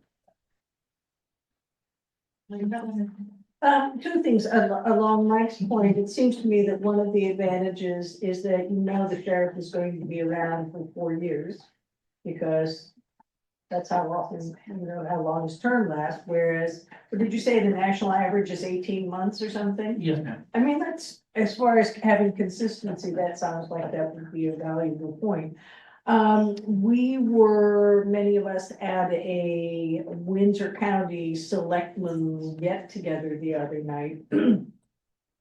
And one of the issues or it wasn't an issue, one of the points that got discussed was that, and maybe you can remember the number, but it was something like 83%, some very high percentage of police calls are, tend to be sort of mental health, personal need kind of, and that, some departments are actually embedding a social worker or somebody with that kind of background in their department.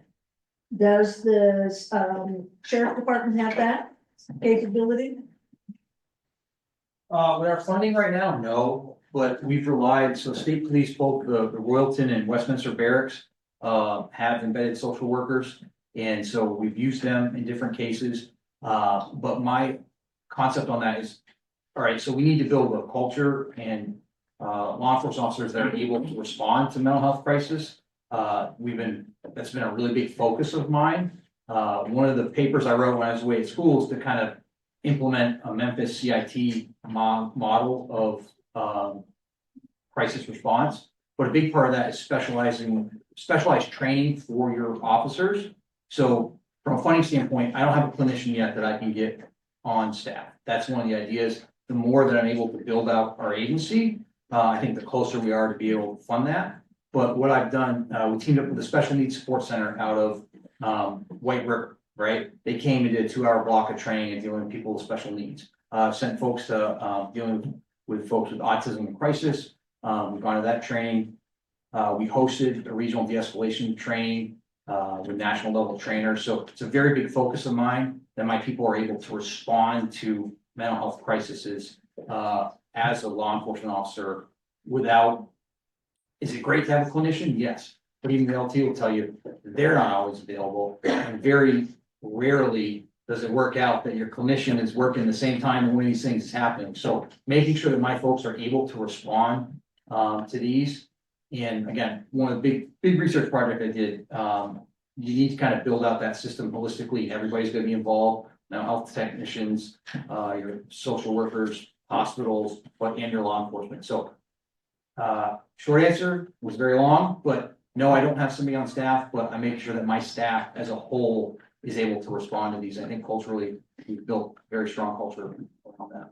Mhm. And as an adjunct, whichever kind it was, said that, I think it was the same kind, said that they also had community nursing, or had at least one community nurse who was also available to work with the police departments when when there was an issue that was clearly not a law, right, kind of an issue, wasn't a public safety issue in the broader sense of a criminal sense. Yeah, and it might have been Heartland is working in community nursing program. yeah. I know Bethel, we work with Bethel a lot with some of their problems, but yeah, it's very important to me, and this is a growing issue. Again, I think you're seeing numbers that somewhere around 25% of the adult population in the US has been treated for some sort of mental illness. So it's growing, it's heading that, it's not getting better.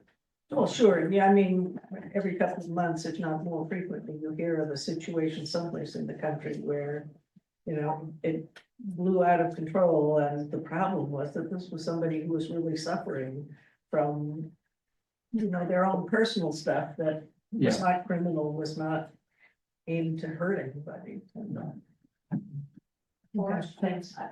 Forgive me if this is a silly question. This is for you. First of all, I wanted to comment that Bethel spoke very highly of the community engagement of your officers. My question is, and again, forgive me if it's a silly one. What happens if you don't get reelected? You have a vision of how you provide policing services. If there's a contract in place, obviously the department would honor the terms of the contract.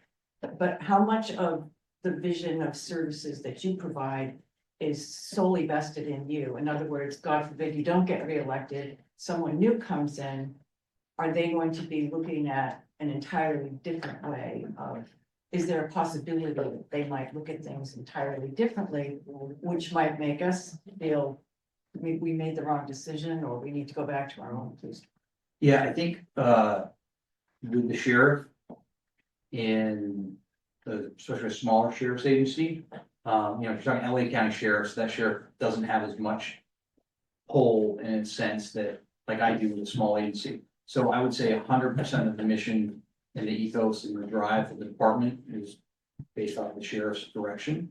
So that's, potentially a concern, if I wasn't to get reelected. I'm not sure I understood what you just. 100%, yes. If I don't get reelected, somebody else could come in and completely blow it all. So it could be something entirely different, like they would Yeah. honor the contracts until they're concluded and then Potentially, offer yeah. us something completely unpalatable for. Correct. Okay, thank you. Yes, ma'am. I think I got someone later. It's Jordan. Jordan? Yep, can you hear me?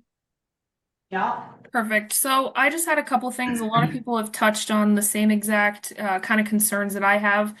I have hope and faith that the town will kind of take everyone's thoughts into consideration and choose the safest option. But I just want to throw out there, I work at home remotely, typically by myself. I have some pretty tough dogs. I'm pretty tough myself. However, there's a lot of stuff that goes on around here. The poor lady who also dealt with the same thing with downers, the equipment actually ended up at the end of our driveway with somebody running through our woods. And then my husband is typically away like winter hours. I'm home alone often. And I have a baby on the way. And so I just have some concerns about making sure that we have, VSP has responded many of times out here, but there's been a huge delay. And if something were to happen and I had to take on somebody for like 30 plus minutes, that's honestly terrifying. I have a list of neighbors that I'm able to call, but it's just concerning. Also being on the fire department, as Chief Dolphin mentioned, again, VSP has been great. We've dealt with Windsor County and then our own officers as well. But there's been times where I've had literally couples fighting, and we've had to leave the scene waiting a good half hour for VSP. But I just hope that you guys will take all of these things into consideration and some of the different outcomes that we may have, or somebody at home by themselves or elderly who can't take on anything like that. That's all. Thank you.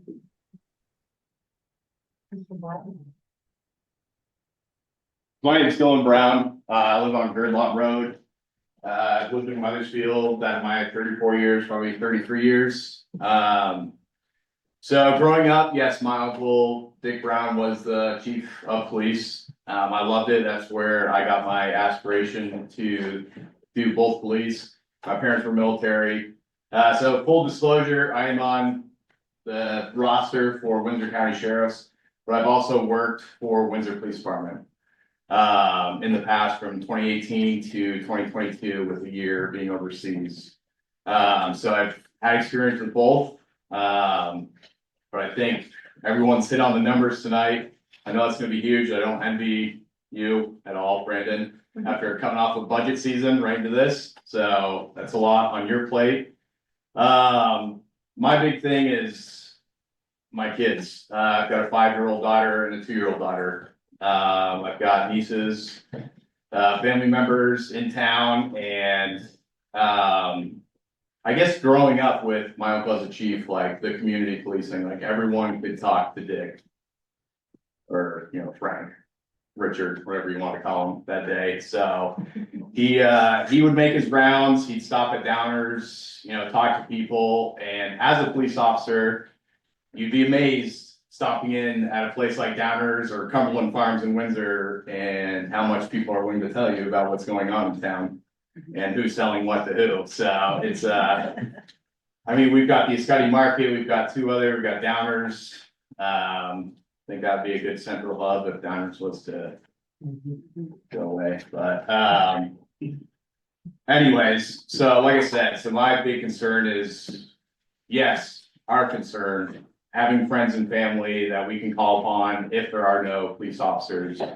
But also, like I said, growing up, I love the police. Like everyone around us loved the police when they came to do the DARE program, which I know isn't a big thing, but we wanted to get handcuffed. We wanted to, ride in the back of the cruiser. And I don't for the past, since, not to praise my uncle, but since he's been out of it, I haven't seen a lot of that, like the trunk or treats or, the paw drop.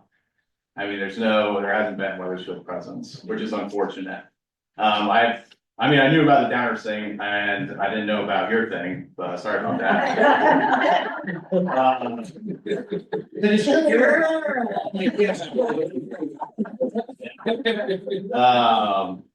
But to me, I see as, the biggest thing that I've seen, not to be like joking, but when the dump ticket prices go up, like, I kind of fear for Tyler's life sometimes. It's like he sits there, he's got a flak jacket on in his little hut there, punching tokens. And even days like that, like that's when I think, we should have had more of a presence, just him sitting at the gate. Cause I know Tyler told me, he talks to me, he talks to everybody, like, there were people that scared him and he thought he was gonna have to defend himself. So just having a presence like that is gonna be key. And to go back with, like my daughters growing up, my nieces, nephews, and I want them to be able to see the police as a friend. And I know everything in the past, it's not the greatest profession to be in. But I think Weathersfield can get back there and,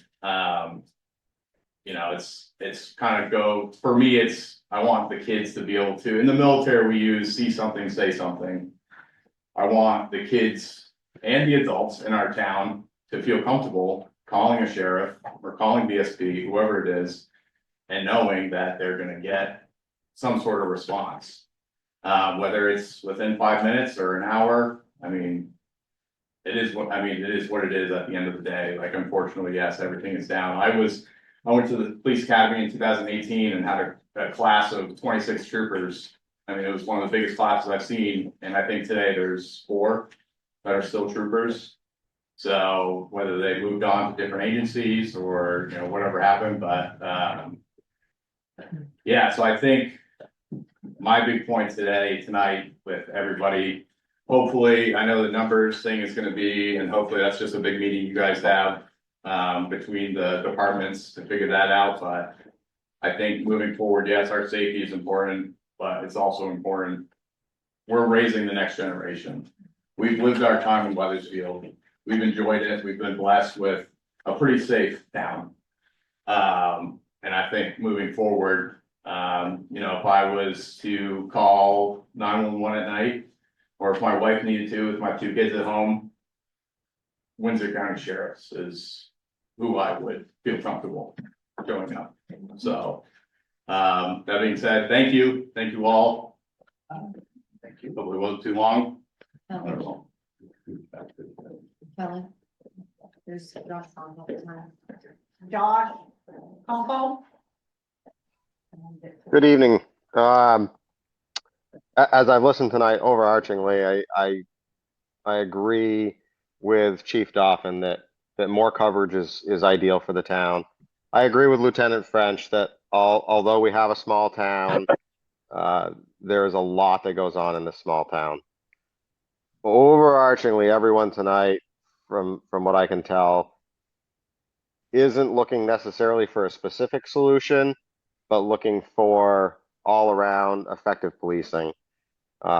Based on that, the only way to do that is to have all of the information in front of us. And I think the only way to have all the information in front of us is to issue an RFP and let the data come in. And then you as the board can look at that data and then determine if a contracted service financially works, or if we are better off, maintaining our own police department. But until we have the information, I don't feel we're making an educated decision.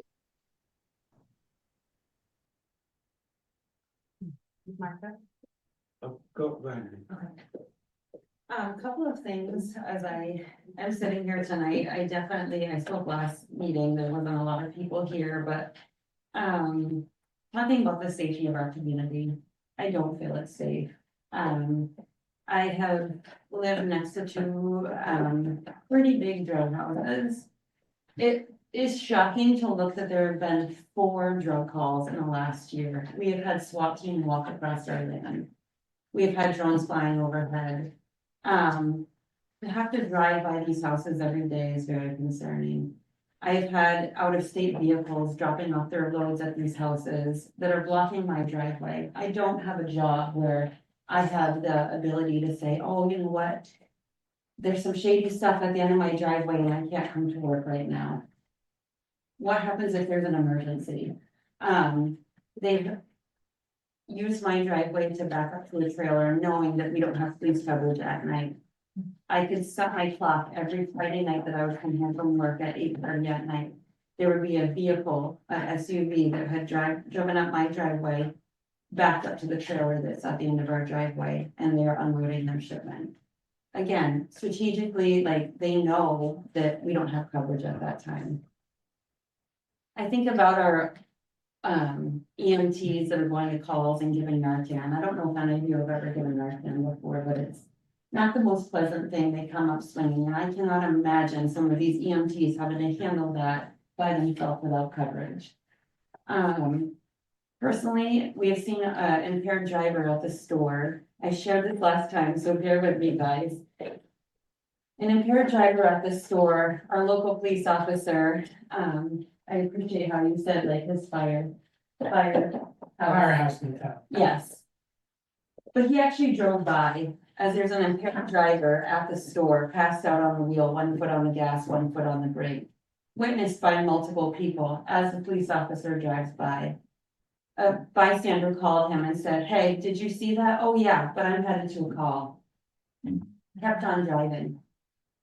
The person making the call was very upset and said, "You know what, my daughter just got her license and I'm very concerned about her being on this road." Continued driving, very upset. He finally decided to come back. You know what he did? He pulled up to the side of that vehicle that the impaired driver was operating. He pulled up to the side of the vehicle, blew his horn, and watched as that driver drove off. Wow. Middle of the day. You know what he then did? That driver went south and he chose to go north. We have not been safe in this town for a very long time. Yep. And to look at that and see that there are 4 calls. Why is that? Was that one documented? Was it documented when the SWAT team came across my lawn? Was it like, there are so many things. We just had one of those drug houses I'm speaking about, has finally been abandoned, not because of police presence, but because the owner of that drug house was brutally, elderly woman was brutally beaten. Her family finally stepped in and got them out of there. They left behind 2 dogs and 2 cats. Called for 21 days, these animals were in there. And I literally drove and spoke to Bill. Nothing. It wasn't until the Vermont State Police were notified, and it was a recorded line, and they hooked us on a recorded line to our local officer that those animals were removed. 21 days living in Bill. We talked about that's pretty much where I'm at. I also like how you reached on the fact that we live between Weathersfield or Windsor, Springfield, and Claremont. It's no secret that we have a huge drug problem in Vermont. The Vermont Department of Health says that we have one of the highest substance use rates in the nation, and it is not false. I don't understand if these practices are because of police burnout, because the judiciary system doesn't support our police officers. I don't know what's driving this. But we need policing accountability. I'm going to suggest that we go to Windsor County Sheriff's, because you know what? He does have accountability. He does need to be reelected every 4 years, or he needs to be moved on. What we've currently had has never had any accountability. It is disgusting to call the police officers and have them outright refuse to come back to such an impaired driver. I don't feel I don't feel safe in our community, and I'm very sorry. I think that is pretty much, so as we move forward, I would highly suggest that we move towards accountability for sure, a good police presence, and as much coverage as we can in this area. I don't ever want to call a police officer again and hear, "I'm too busy," or have nobody on the end of the line, because you don't know what's coming, and these people are looking at our community as an opportunity to sell their stuff. They know when we're covered and they know when we're not, and I just look to you guys to look at our public safety. I would highly recommend not having Windsor cover us. If that was his mission when he was here, I don't want him covering us anymore, honestly. And I don't know that the Windsor Select Board really wants them to cover us. They have their own stuff over there. But I would look to you guys and just really request high quality policing for a safe community over cost. Whether that may be. Very good. Thank you.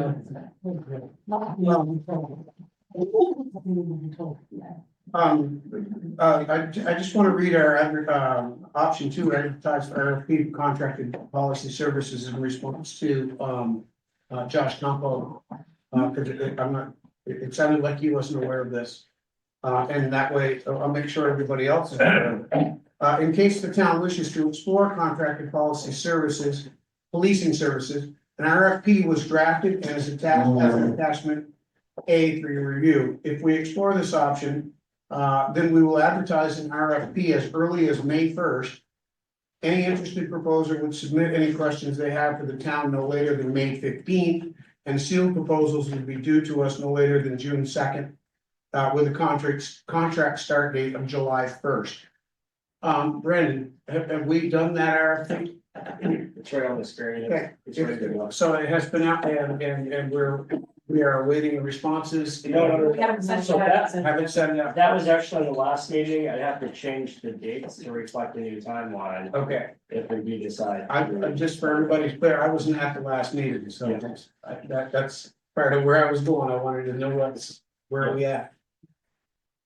Okay, But, in brief, the RFP is ready to go out. I could release it tomorrow.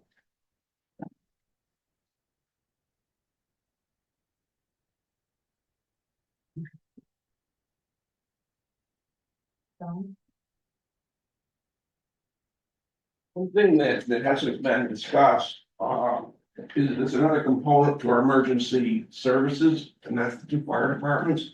And the reason I mention it is, it's imperative, and maybe it already did, I don't know. But it's imperative that whoever you folks choose can talk seamlessly with our fire departments, not bouncing from one dispatcher to another. They need to be able to talk directly to our fire departments, because not many times, they're the first ones on the scene. Sometimes it's a drug overdose, sometimes it's violence. They're there, they need to be able to talk to whoever our policing service is directly.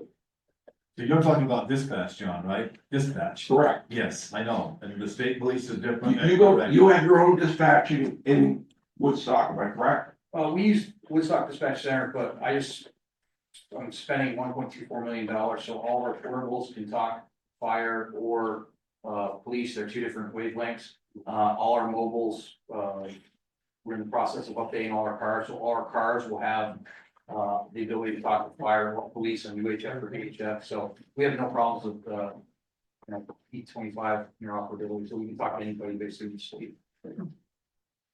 So you could, right now, can talk to Hartford, right now, you could talk to any of our fire. Yeah, service. I can talk to anybody in the county. I can change the channel on the radio. Then questions move. Is there anyone here who hasn't had the opportunity to speak that would like to? State who you are, please, go up there. Thanks, Laura Jennings-Lara. I'm a resident of Weathersfield. In accordance with Tom, I'm going to just say that I would vote for going with the Windsor County Sheriff's Department. Their response time has been amazing for certain situations that we've had. And to call the chief of our own town, it was kind of like, well, it's not my job. So certain things that have happened, I just want to say that I would vote for Ryan and his department. They respond very well. I'd like to tie this up, so if you could make just a quick thing. Okay, you could get up and say something quick then, please. To the points that have been made, especially with the drug houses and knowing when police are on and off, does the RFP only include a certain level of number of hours of coverage that the RFP would have? Or would we actually consider, or I'd like for you to consider, additional policing so the drug houses don't know, oh, they're off? I mean, I was canvassing with Mark, and a set of parents were saying, our son, we lost our son. We gave the information, all the information to the police, and nothing happened. All they said was, we know who they are, but there's nothing we can do about it. So I think I'd like for you to consider more policing and not just 80 to 120 hours. Thank you. I got it. Yeah, and then over there. Mr. Boulette, Black, or however you say it. Thank you, Kelly. I can kind of speak a little bit on the, Ryan, when it comes to contracting services. As many of you know, I've had a wedding DJ business over the years. I took over for Ryan when he decided to run for sheriff and run RPP for a while. I don't know how many of you have been married, but plans change all the time. You can have everything written on a piece of paper, but the flexibility that we always had on the stuff, and Ryan was definitely like really catalytic, or the catalyst of all of this, where it didn't matter what was going on and what services needed to be provided. We adapted and overcame it and made it so the end of the day, it was what it needed to be. And I've seen, you know, what the Windsor County Sheriff has been using now. It's similar, like there's stuff that needs to be done. You have it set up a certain way. We're seeing that other things need to be done. They're really good at, you know, being flexible and making things happen. So I would definitely put my vote in for the Windsor County Sheriff. Thank you. All right.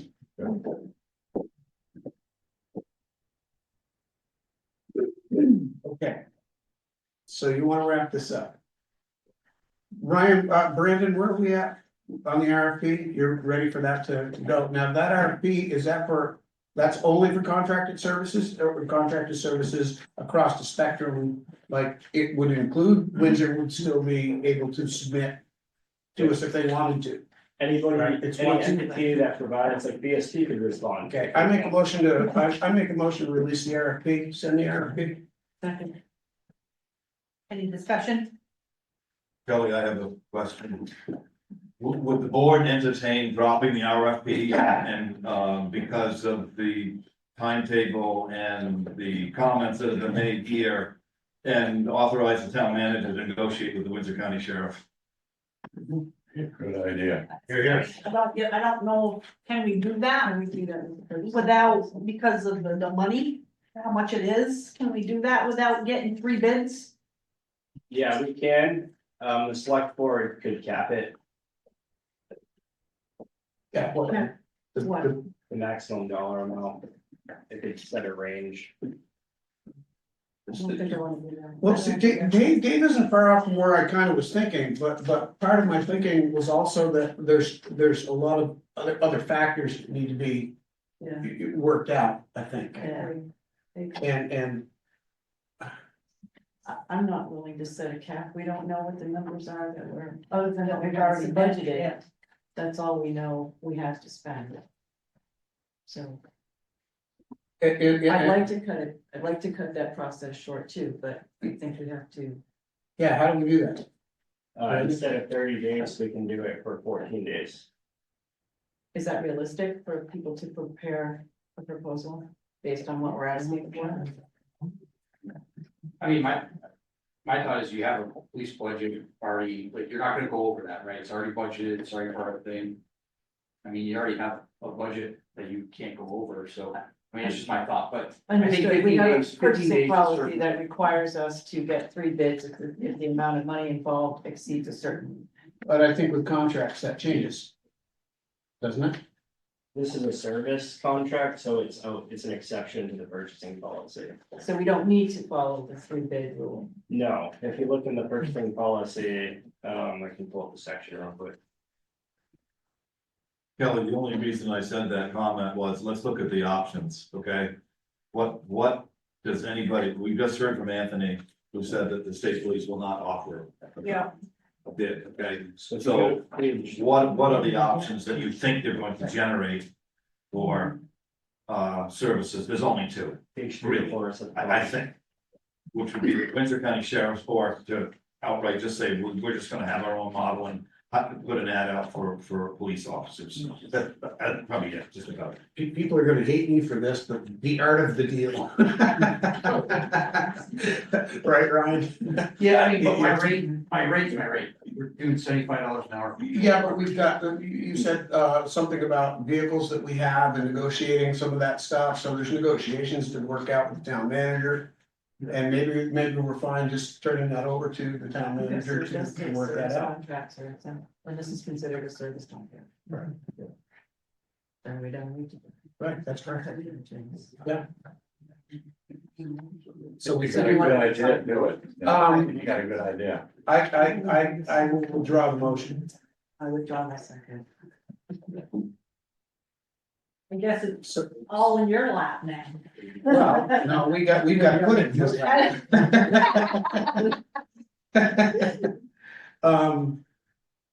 Mike, I would think the full board should be involved in executive session with the contract with the manager. Have at it.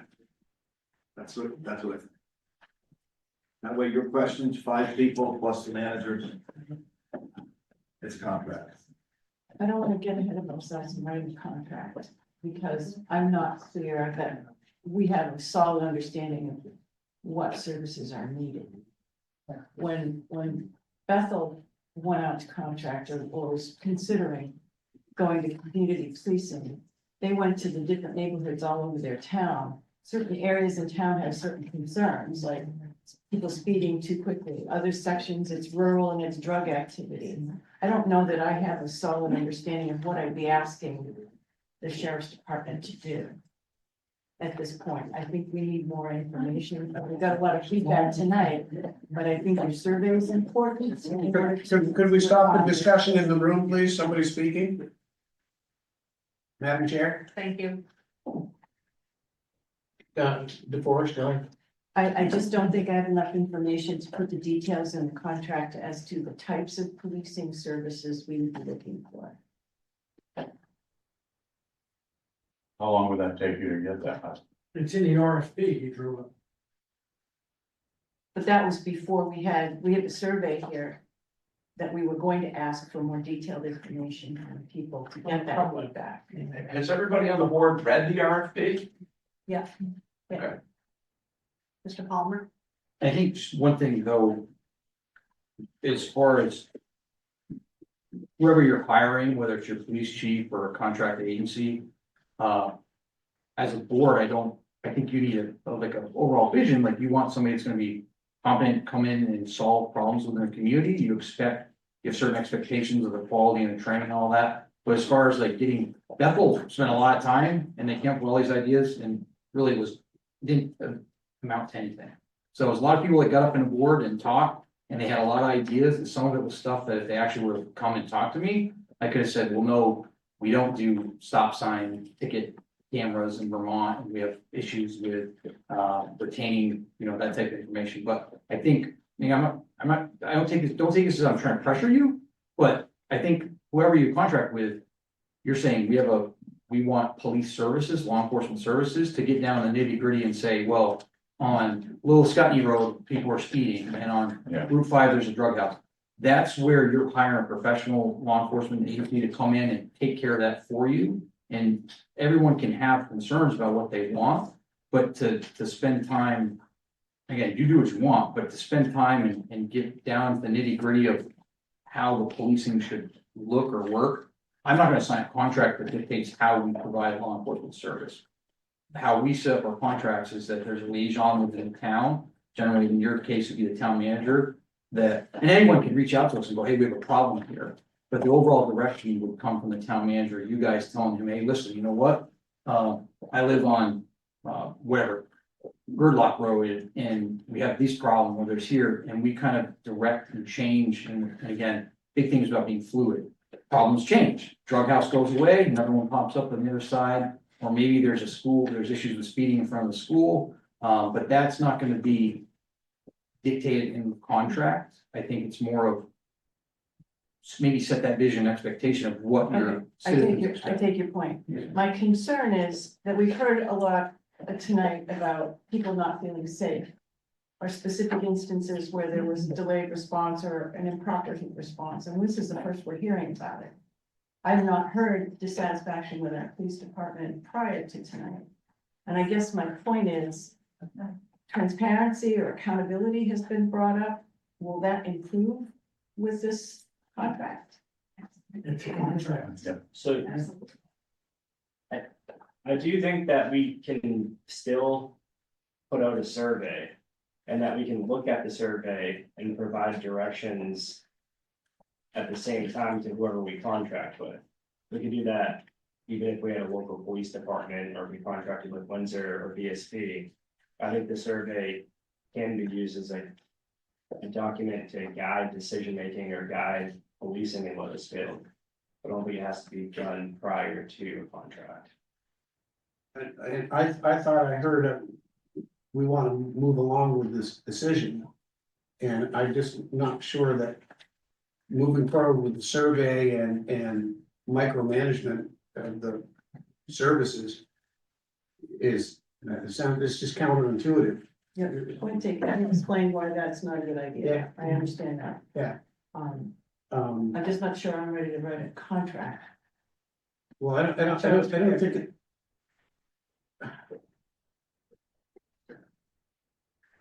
About a motion to authorize the town manager to enter into negotiations with Windsor County Sheriff's Department to provide services for Weathersfield, police services for the town of Weathersfield.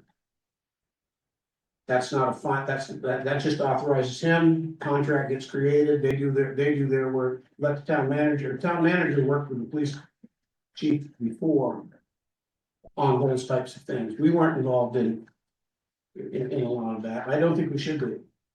You know, we make the decision to, you know, hire or not hire, based on the agreements that they figure out. Do we see the contract before it gets signed? Oh, absolutely. Then I'll second that motion. Any discussion? Nathan? I guess my thing you raised the last meeting, we were talking about the survey as far as understanding community values, right? And I do hear a lot of momentum for Windsor County Sheriffs. I hear that in the crowd tonight. I also know that changing of leadership changes departments dramatically, right? I've seen it in Springfield, who I work pretty close with Chief Burnham there, and the department has changed pretty dramatically, and it's pretty fantastic to work with. At least in my experience in the school. So what I hear in some ways is a reaction to our current status. I also hear benefits of having a bigger, organization. I do think hearing from a broader audience, maybe we're gonna hear nothing, like that happens. Just so that, sometimes I worry we get reactionary, in a moment, right, where it feels urgency, and I think there is urgency. But I do think it's important to hear from a broader audience, and maybe that, in developing a contract ahead of time, I don't see any reason not to. Other than, right, we get this feedback back and we can decide, may at that point come back and say, here's the contract. Here's what it would cost, we know what it costs to hire a local department and make that decision then. I do think it's important to hear, I think it's important not to be reactionary. I do hear what folks are saying pretty loudly. So that's why I think, sure, make a contract, come up, negotiate a contract, we know what we'll get out of the contract. But also send the survey out and look at the results and then make a decision. I have one question for you. Has everybody had a chance to read the survey?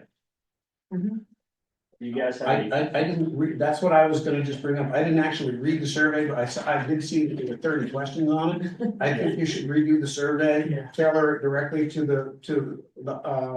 the services you're seeking, which is the Windsor County Sheriff's Department, and ask for input on what somebody might want to say or see or those kinds of things. Definitely do the survey. Yeah, I just want to defend what I said earlier. I may not be telling the department how to run their services, but how else are you gonna get to know a town when your department hasn't worked here necessarily? These are the issues that matter to this community, and these are issues that you need to be aware of. It may not be telling you how to provide the police, but if you're gonna get to know a town, what better way to get to know a town than to ask the people where their concerns are? Let's follow up on that. Or Dylan first, maybe, yes. We have a motion on the floor. Can we take? And we're in discussion. Yeah, okay, they can, okay. So I will say, I was born, grew up in Windsor. There's a lot of people in this room that text me, constantly involved with me directly. A lot of people here showed up tonight that have my number, my messenger, my email, that brought problems to me that we've solved. I think, half the room. So, I'm very well aware, I've been a police officer in this area since I was 19 years old, so I'm very, very well aware of like the issues in Weathersfield. Not saying that I appreciate the survey and stuff, but I assure you that like, I'm very well in tune with what's going on in Weathersfield and how the ideas that, you know, how your town is very served. Mr. Brown. Do we have police coverage right now? Yes. Like how many hours a week? Same services we have. I've seen 0 police officers in town. I've seen more sheriffs. I've seen those troopers at the firehouse before. Haven't seen a Windsor police vehicle and probably won't. I know I'm not here to defamate, but I would not rely on having those fulfilled. That being said, we're on borrowed time for the next big incident in this town, unfortunately. Like I know it makes it sound bigger than it is, but it might not be.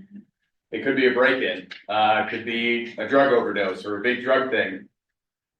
We do not have someone right now, so to wait to do the 14 days, I think even that's too long. So yes, voting on something tonight that puts a cap on, like this has to be decided no later than 7 days, 4 days.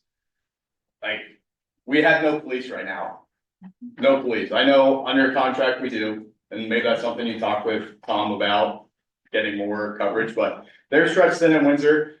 State police is stretched thin. You've got troopers working on overtime that are burnt out.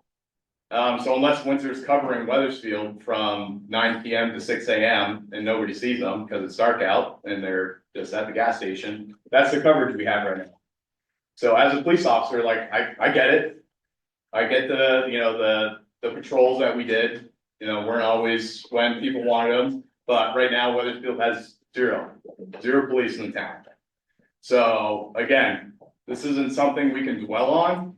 Yeah. This is something that, and I respect your force, you want to make sure that the town has its best interest, and I respect that. But I think waiting even a week is too long for a decision like this that involves everybody, children, adults, elderly, businesses. So that's kind of what's at stake right now. So I'm hoping the board can look into that. Town manager, like I said, I don't envy you guys, like now it's really time to step on the gas pedal. So thank you, everybody. I've got Mr. Murray do you have something to say? Yes, thank you, Chair. First of all, I agree with Sergeant Brown completely. The worst things that can happen do happen when you don't have a plan in place. The public has showed overwhelming support for the sheriffs, and they've also complained about delays by current town police coverage. Contracting with the sheriff solves that problem. We do not need delays by the select board moving forward. The bad guys are watching, and we don't need to let them have their way with our town. And I think we need to move forward with the sheriffs right away. Mr. Leach has his hand up. Yeah, real quick. Tom Leach, Weathersfield. I agree with everybody saying sooner the better, even if it's before July 1st, that would be great. Your survey, you can work at, I would work at another survey. This seems like it's more about having conversations with people and so on. And a lot of it reflects the department that is no longer present. So why are we asking questions about people that aren't even in town working anymore and the administration and so on? It's time to move on and so on. So what I recommend is what you're doing exactly. Allow him to negotiate with the sheriff's department, but work with him. Do a survey. I mean, surveys are so easy. I do them all the time with the people I have to deal with and so on. Do a survey, but work together on it and do it. You can even do it after you sign the contract, because you have a contract and you're going to be able to initiate different things. He's already explained how flexible he can be, how he wants to be able to solve a problem. It's not a 7 to 3 locked in time period that he's offering. He's mentioned multiple times about the flexibility to address different problems. So I feel like the way the survey is now is just going to bog everything down and slow it down. And half the questions don't even apply to today. And a lot of them are something to have a drink over and discuss, because it really has nothing to do with police work except for, on a political setting. So I would scrap that and do a new survey. I love the idea of a survey, because you never know what to expect when you get a survey. So it'd be good to throw that out there, but I would, if we're definitely thinking about contracting with the sheriff, I would include him in it, because he might, as he used the example with, I want stop sign cameras, he can help eliminate certain things that unfortunately the state just doesn't permit. If that should pop up in a survey or whatever, that's all. Don't you go nowhere. I thought I heard you volunteer. I'll just put the question out there. Would you and Ryan be willing to work together on that survey? Before or after, doesn't really matter. Sure, I heard the same thing you said, sir. I heard the same thing. He was an expert in surveying. I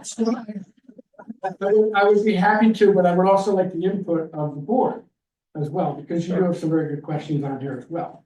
But surveys, we all get them in email, we get a lot of stuff, short and sweet is where it's at. Yeah, What are you really trying to define? That's the key.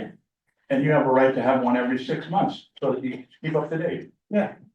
And talking about the consistency, the nice thing is if we had a chief, we heard some stories tonight. How would the board have addressed that if you did hear about it? That's the question. Address what? No, I'm just, hands are tied in certain things. You wouldn't be able to just fire him. This gentleman here, if he violates anything to do with his contract, one, you either don't renew it, or you get a lawyer and you fight that it's not, he's We not can holding up his campaign against him. But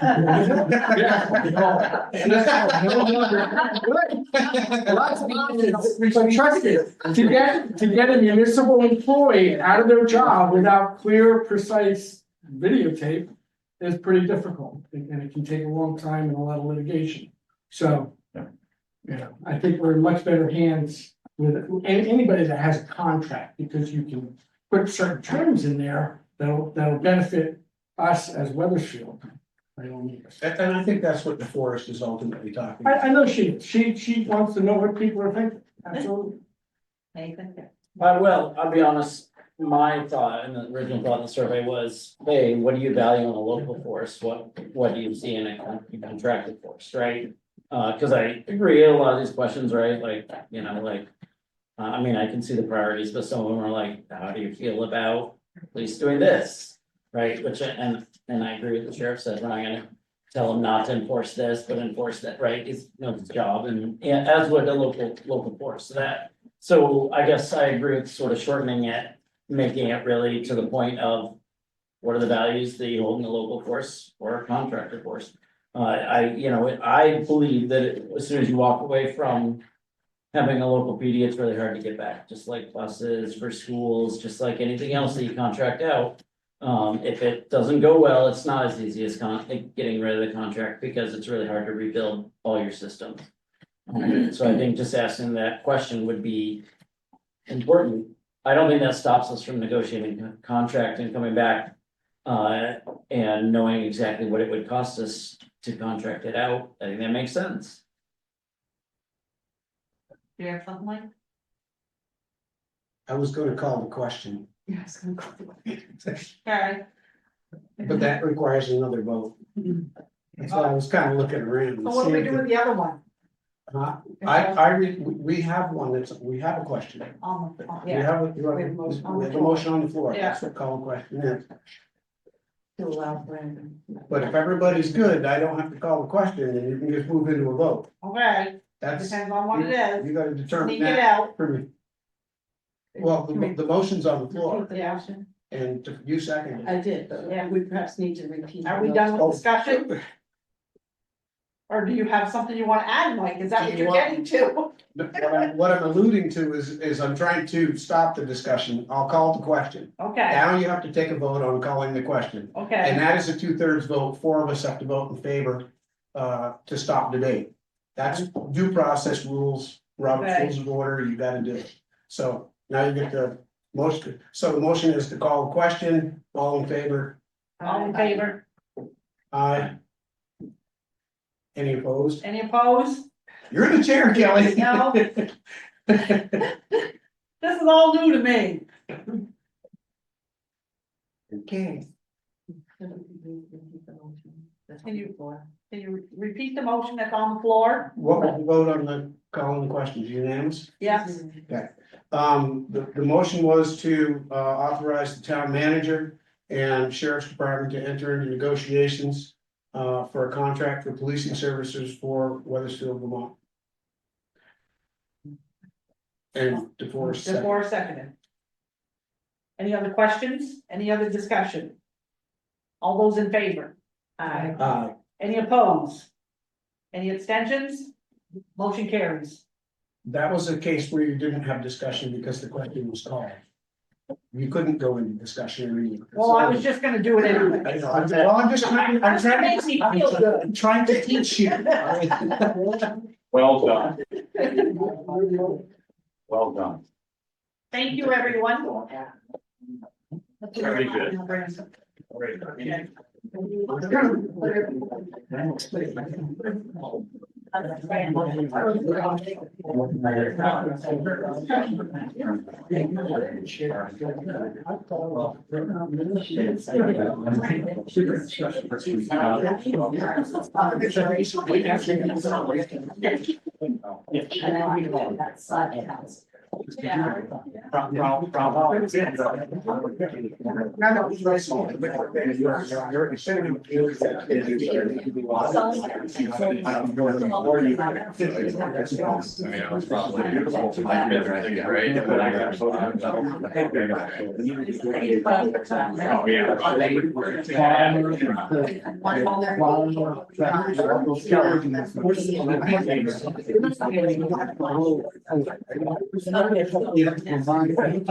The newest feathers, I didn't get already know. I don't even know.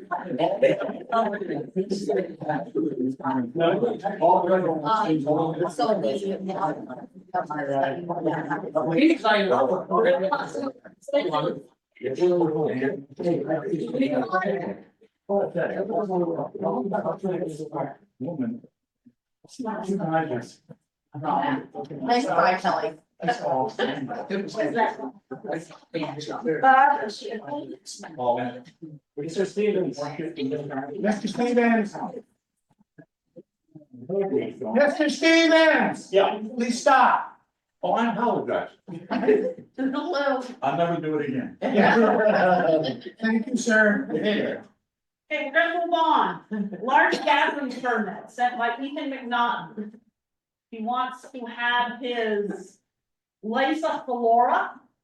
Yeah, and I did reach out to Golden Cross, the police department, the fire departments, and the highway superintendent to make sure everybody knows the date and the time of the event. June 28th, yeah, June 28th, 2025, for 150 plus, have porta potties available. I'm just asking for a large gathering permit. Motion to approve large gathering permit for Ethan McNaughton.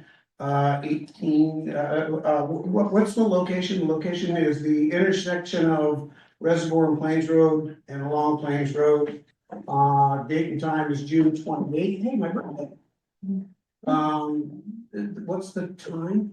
It says the date, but I don't see the time. I don't see a time either. It's usually first thing in the morning, I'll just. Do you know what the times are? No, what you do when it's over, depends on how fast you run. What time does it Don't worry start? about that. What time does it start, Nathan? I think it normally start, well, people start gathering around 8, that's what I thought. Yeah. 8 until it's done. Okay. Is there a I'll second? second. Any discussion? All those in favor? Aye. I'll abstain. You don't need to. One abstention? There's no monetary gain No, for you. It's. that's all right, it's still Doesn't matter. abstain. There's no conflict Okay. or something. Motion carried, everyone's all set there. Road closure, third policy reading.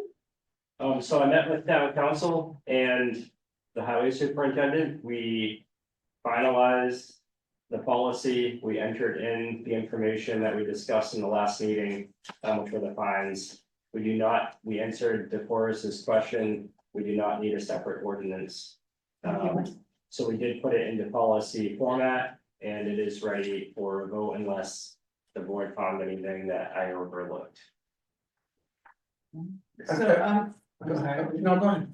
Under section 5, signage and access control, section A, are we, I think Ray was looking for some guidance on what the sign should be, or should we just, are we leaving it, it could be any one of these? It could be any one of these, is the way that we wrote it. Do we need to choose one, or? I think you would. It's a good question. The way I see it written is that's Ray's prerogative, just. But he was asking us for guidance on that. He threw them all in there because he thought they were all appropriate, but. He wasn't. Dude, put them all on the sign. Well, nobody's gonna take that. I think that's a nuance that Ray can work out with the town manager So we'll leave personally, it at that. that's not, Okay, Yeah. I mean, basically from my perspective, the board would say we have a policy and there should be a sign. but that was Ray's question when he first presented it. So I threw them all in here because I didn't know which one to pick. I was hoping you guys would help me. So I just wondered if he was still waiting for someone for us to make a decision, or do you wanna just leave it the way it is? When I had him review it, he said everything was good as written. Then So we'll he leave it didn't the way make it any- is. Okay. Yeah. No problem. Okay, all those in favor? Hi. Was there a motion? And was that, what was the motion? To accept the third reading. Might need it. And who seconded? Where was I? Make no motion. I'll make the motion to Thank you accept very the much. third reading. Cause we have to accept this makes it final, right? Yep. Yes. Yeah, this is the third reading. Okay, a motion to accept the road make- closure I'll policy make the third motion. reading. Okay, I'll second it. Any discussion? All those in favor? Aye. Any opposed? Any abstention? Carries. Is there a copy of this for us to sign before we leave tonight? I'll run upstairs and print one out. Okay. And then could we get copies of the signed policy from absolutely. our own? Local emergency management adoption. I think that's Mr. Bates. I believe it is. And before we start, I did forget to tell Rick today about switching. So Rick, the chair of the select board is Kelly O'Brien. Mhm. You have it in there, it's Mike Todd. Okay. So we just need to make that change. Brian's signature. All right, I will. I'm not signing anything. Okay, you have in front of you the new local emergency management plan, which is already not up to date. But it has you on there, Rika. I will redo it. That will not amount to much. I can get that done. Again, the dry hydrant thing, that's not that Dave was saying needs to be in our emergency management plan for this year. I don't know where it needs to be, but it's not here. It never has been. I've never written anything about dry hydrants in any of our plans. So he's referring to something else. Are you ready for questions? Yeah, well, we're gonna make it, we're gonna make a motion on the floor to accept this. What do we have for changes in this over last year, Rick? Anything that stands out? Well, they changed the form. The state sent me the notice. Really late. That, oh, by the way, we have a new form. So I switched everything from the old form to the new form, and I believe that I've done it as needs to be done. However, I could be back again. We'll see. Well, the form is, what is, the form is something that you fill out in case of an emergency? No, the form, the local emergency management plan has to follow a specific format dictated by the state. Okay. And they changed that. Okay, they changed the format. Yeah. Okay. Yeah, and I believe I'm complying with the new format. Okay. Other than that, language didn't really change much, everything pretty, no. Data, all the data's up to date. Yeah. That kind of stuff. Yeah, and it's just a matter of getting the names of the people who are, the various players, like Mark Richardson is now health officer instead of it being Brandon, things like that. Just so that we don't grab a plan that's got a whole bunch of names that don't apply anymore. In an emergency. Okay. Make a motion to adopt the emergency management plan, as presented. Is there a date on this, Rick? I don't think there's a date. Yeah, update, yeah, it is, it's tonight. Updated 5/12/2025. Is there a second? I can second it. Any discussion? I have some questions. Okay. I don't know what page is, there's no, I think it's gonna update. page one, I guess. And it says potential EOC staff members next to select board, police chief, fire, select board, says see attached. I don't know what that means. Yeah. Those are the people that are on the list below when you go down the chart. Yeah. It gives you who the people are. Like on Is the, this what's Several attached? pages down here. yeah, So this is meant as an attachment. Page That's 10. my understanding. Is the one entitled contact information, page 10? Is it? It says see attached, but I don't know what the attachment is. 10 and 11 was my assumption. Yes. So that's the attachment. Yes. yes. I didn't go down far enough. Yeah, the last two pages, pages 11 and 12 Yeah. are There's a space in what any of us would grab if there were an emergency to find out Yeah. who's Okay, in charge of what thank you. and so forth. Yeah, That's not my only question. that's also needs the update on the select board chair. The Yeah. document had my name on it as well. That's all right, that means you get to sign it. You also probably should take my brother's name off and put my name in. Oh. That's entirely on me. I mean, I'm happy that if he gets the call personally, but. You got my phone number, right? But- Yeah, I don't know what that Yeah, but phone you do number know is next that to my if, name. I don't know what that phone number is next to my name. I have no idea what that is. That, where are we? Page 10, Page 10. contact information. Then Select what board should it member. be? That's not my phone number. Where did I get that? I don't know. Don't recognize it. Okay. What would you like there? 802-245-4793. 4793. And then on page 6 and 7, under the emergency or the local shelters, there's no capacities given to either of those. Is that something we should know, or, I mean, we all know what the pool looks like and what. But there is probably a technical, Is there? there is most capacity that we cases, should- capacity number there to the health department sets or no?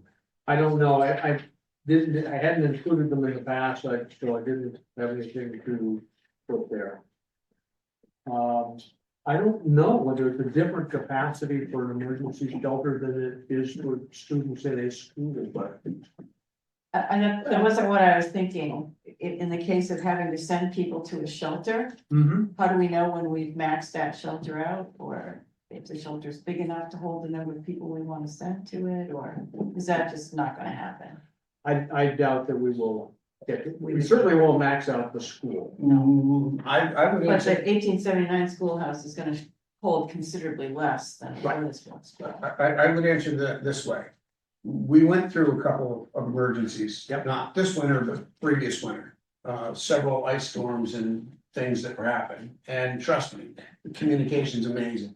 In fact, it'll bother you. I don't understand what that means, but. It means that your phone is gonna go ding, ding, ding about every 2 minutes. You're gonna know what's going on and what's happening everywhere. That isn't my concern. Well, I just you thought said, we you were should saying, keep you the were saying something about capacity. how are we gonna know? No, Well, no. that's not what I meant. There is, How many somewhere, people can we somebody send has to decreed the those? maximum capacity for. I'm just curious what the capacity the is. 1879 How many people schoolhouse. can we put to the 1879 school? I think it is worth including, I mean, my guess is they actually have it. I could be wrong, but my guess is they might have it, and I don't think it precludes, I mean, No, from no. adopting it. No, not. But it would, I think it would be a valuable number to And have I an think idea I could of. already know it and don't, and I will find. I know out. there's a fire occupancy number over at the 1879 club. Right, that's what I want. There is at the school too, but I don't know what it is. Right, Yeah. not that would be the That would be the number. whole school, we don't need the We'll have whole to look school, and we don't see. need the It's all whole in eighteen seventy-nine, we just need that one room, because that's the only room you use for this, right? You don't need the food shop. Well, we have access to the food shelf and we, if people were there for any length of time, the food shelf people have said, of course, you can.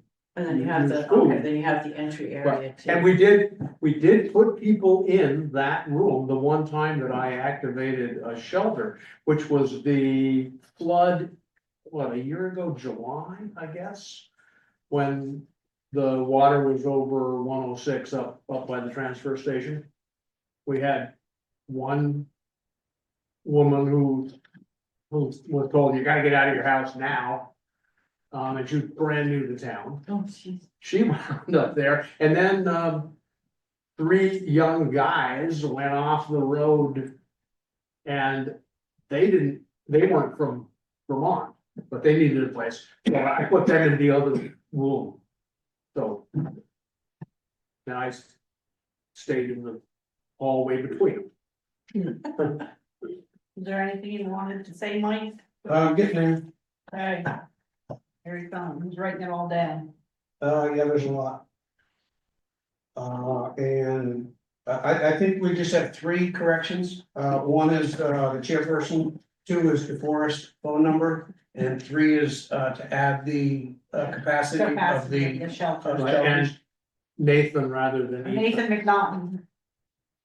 Name is Nottington. Well, Enrica's the vice chair. Yes, that hadn't changed, so. Yeah, that would have. Coincidentally, happens to be right. why is that different? Well, I'm not the clerk.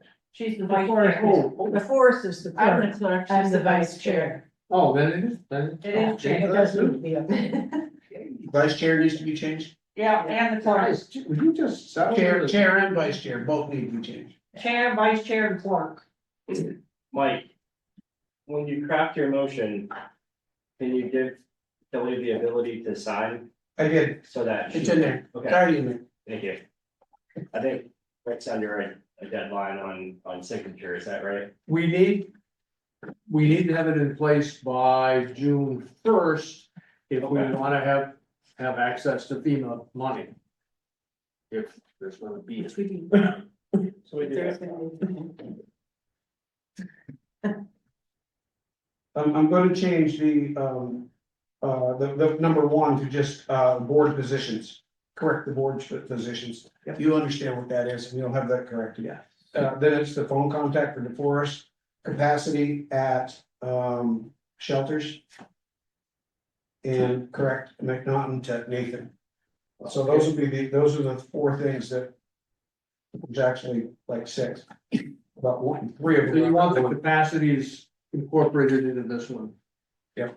Okay, so I make a motion to adopt the emergency management plan with the following changes and authorize vote to authorize the chair to sign, after verification of the changes are completed. The changes I just read to you are correct the board positions, correct the phone contact for DeForest. Pierce, list the capacities of the shelters and correct, Ethan McNaughton to Nathan McNaughton. So I have that here. Everything has been done in longhand except the capacities of the shelter. That's a motion. Okay. Okay. Any discussion? All those in favor? Aye. Any abstentions? What happened? Thought that there was already a motion on the floor, and I just amended your initial motion. Yeah. Sure. All those in favor? Aye. Motion carries. All right, thank you very much. That's ready for my signature. Boards and committees discussion.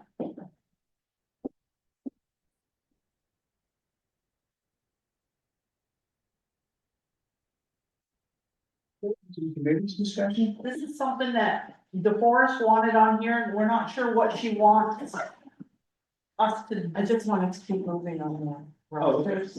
That's all I was concerned about, I don't want to say. Those rosters, is everybody okay? I gave you guys. Do we have them? Yes, I gave you guys a couple to take a look at. And if everybody likes that format, I will complete the remaining ones before the next meeting.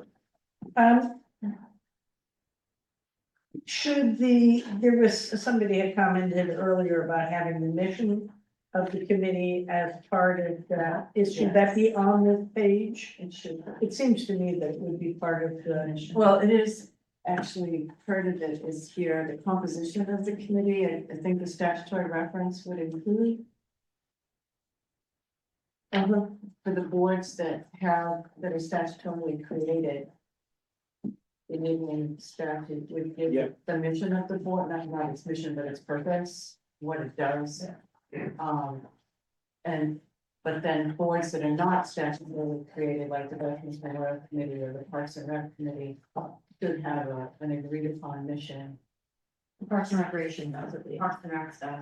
Okay. So for the committees, commissions, or boards that do not have a statutory purpose, those ones we would put the mission Put their under mission in composition that of the board or place. something like Okay. that, yeah. And if they don't currently have a mission, task them with developing a This is- mission. That's the board's job. I say, okay, Basically, the Veterans Memorial Committee ran under the radar after the memorial was created. We created our own mission, but in hindsight, which is always 2020, that's the board's job. The board appoints those committees. It should be this board that decides what the committee is doing. so any committee that doesn't have a mission, I'll identify those Mhm. committees. And if they don't have a mission, I'll just highlight it on the forms for the next And meeting. we should talk about it. Okay, I don't think it hurts to have the board and commission give us an idea of what they're doing. In order for us to, stay at least in line with kind of what they're going on, and if we have other things we want to put in place or guidance that we want to give, I think that's. Yeah, we may totally agree with it. I mean, the Veterans Memorial Committee created their own mission and everybody was happy with it. It doesn't mean that it's wrong. Right. But it should, Yes. in a perfect world, it should come from the board, not the members themselves.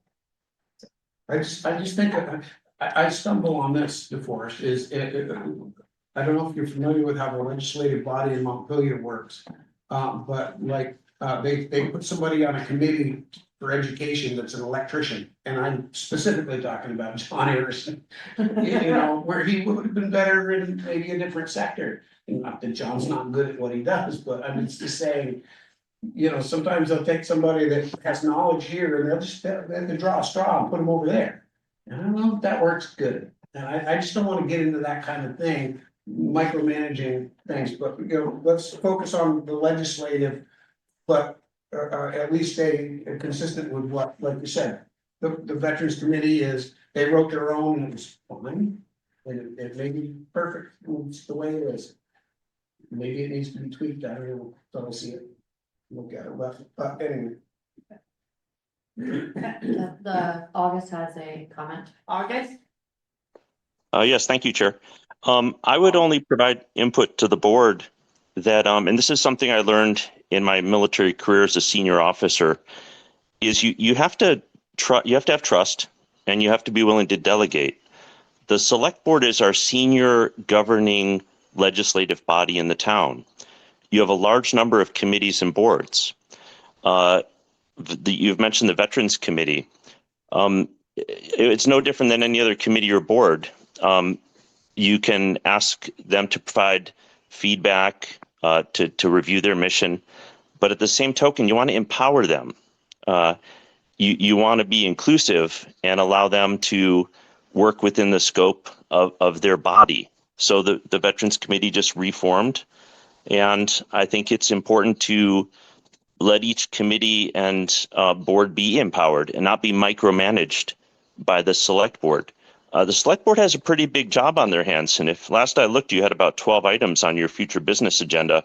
I don't think you need to be in the business of over managing individual committees. I'm not in the business of micromanaging a committee, but that's town property. This committee exists to do a purpose that is the town's purpose. That purpose is to take care of the monument, the memorial, the roll of honor, that type of thing.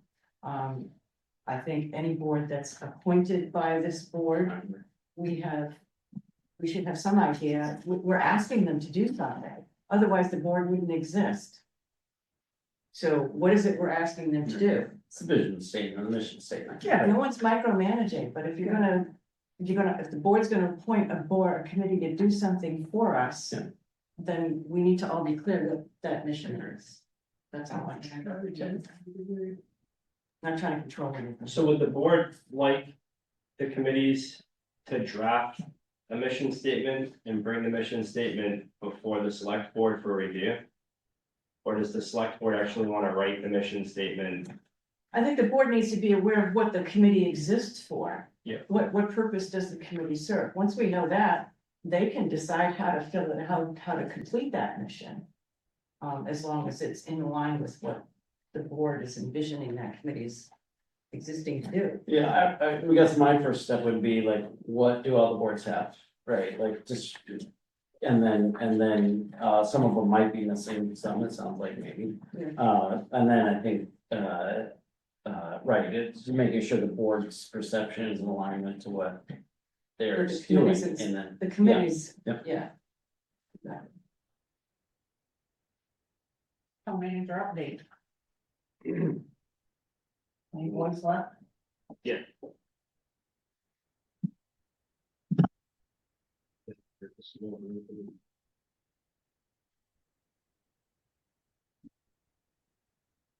Okay, I have a couple of quick updates. The first is the solid waste bids. I've given everyone the analysis of the solid waste bids.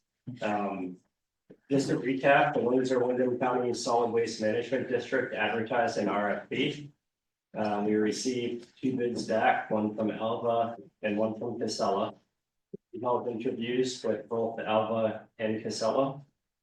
We completed a bid analysis and we plan to award that contract this week. Any questions on the bid analysis?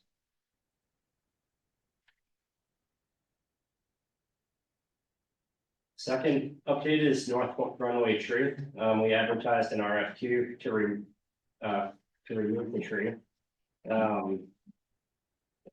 Which is currently over the road in front of 192 North Runway Road. We awarded the project to Chippers. They're the same company that we awarded to do the Perkinsville Green, Center Grove, Town Office, and Escutney Park. The total cost of this project is $2,400. The project is all inclusive. It includes removal, chipping, and hauling. They were able to do it this month, so I signed it off on that contract. The 400K in FEMA funds, as mentioned in the last meeting, we're gonna finish up all of our FEMA projects and just make sure everything's done. And then we're gonna reconcile the remaining balance and come forward to the select board with mitigation options. We wanna get our FEMA projects done first because we're not sure what the bids are gonna come back at. And we don't know exactly how much funding is gonna be remaining until we have all the bids returned. So it'll take some time, but rest assured, once we have that done. I thought we voted on that to where the remains go. We have to go back to that meeting. No, I don't, you guys didn't vote on the. I think we did. I thought we sent in. No, that's not FEMA, you're talking about. Oh, we're talking about other money. Yes, you're Okay. talking about. Gotcha, ARPA okay. funds. ARPA funds. I said FEMA funds. Yeah, we're talking FEMA funds right now. Okay, yeah. And I'm talking about the remaining FEMA projects. And they need to go out to bid and get, well, we have one out to bid right now. But once we have all the bids back. And all of our FEMA projects are completed. Then we can talk about the reconciled balance and what to do. but we don't wanna. It would be an estimate at this point. Yeah. And if we go off of that estimate and we cut ourselves short on the field projects that need to be completed, we'll be in big trouble financially. But I thought this $400,000 was surplus on other projects. The $400,000 is an anticipated surplus on the projects, but it's not the 400K flat, and it's not. It's the balance remaining after all projects are completed. Which So is it includes other anticipated, projects that aren't finished. correct, So this is not just $400,000 left over for us to play with. This is committed to other FEMA projects. no. I didn't understand that. I thought we had $400,000 that was ours left over from another project and we could use it to start. We believe, so it will be, Huh? there will be leftover money estimated to be around $400,000. But we need to complete all of our projects, and then I can say, okay, there's $378,521.16, or there's $480,920.30. Until we have all of our FEMA projects completed, then we'll have an actual number to allocate. Does everybody understand? That's very different explanation than I understood. I thought this was money left over from projects that had already been completed. And there were projects that were still hanging out there. But not projects that haven't even gone out to bid yet. Yeah, so we have projects out to bid. This highway superintendent explained that in the last meeting. So we But have, not to do with this 400,000. I knew that we had other projects that were going out to bid, but I don't think that had any bearing on this. yeah, it's I guess FEMA that's just a misunderstanding. as a whole, to add to it then. So when all the FEMA projects are completed, I mean, it wouldn't be my recommendation to spend the funds until all FEMA projects are completed. Board can do as it wishes, but No, I think that's very sound advice. That part I started out just- at 800,000, right? correct. And then it worked down. And then what happened Yeah. was, I remember the 800,000 and then the project got done and whatever was left, we could keep, we didn't have to send back. and then we have a project that's going over, so there's a balance, and we believe that balance to be 400,000, but it's not exactly, it can be 380, it can be 420. So we're not done. So how many other projects do we have to wait to complete before we can see what's left over? Let me take a peek real quick. We had Little Scottney Bridge, I assume, the wing wall and the Little Scottney Bridge is one. Is there another one? We also have a project that's being out to bid for engineering right now, I have a bid that's going out tomorrow. The Little Scottney Bridge flood repairs RFP will go out this week. The buyout on Maple Street? That's different. That's different. Yeah. So that's a separate, so the FEMA funds that I'm referring to is from the storm damage. Right, so that would be Little Scottney Bridge and what else? Yeah, Little Scottney Bridge, Upper Falls Covered Bridge, and a Scottney Basin Bridge. Gotcha. Yep. And those projects are still, Little Scottney is just going out to bid? Yep, it'll be going out to bid this week. The engineer had some changes to the RFP last week. He sent me the new RFP. And then he just has to revise the timeline. I instructed him today to revise the timeline, send me back the final RFP, and then I'll do the advertising once I have it. Upper Falls is already in place, but they can't start till low spring flow, I assume. or something. Correct. So like my fear is like, what if something happens along the way in a project and then we allocate or spend the funds that we have? So that's why it's my recommendation to complete all our FEMA projects and then deal with the balance.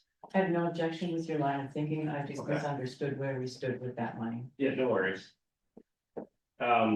The next is fire department meeting. We held a fire department meeting last Wednesday to discuss the fire chief hiring process.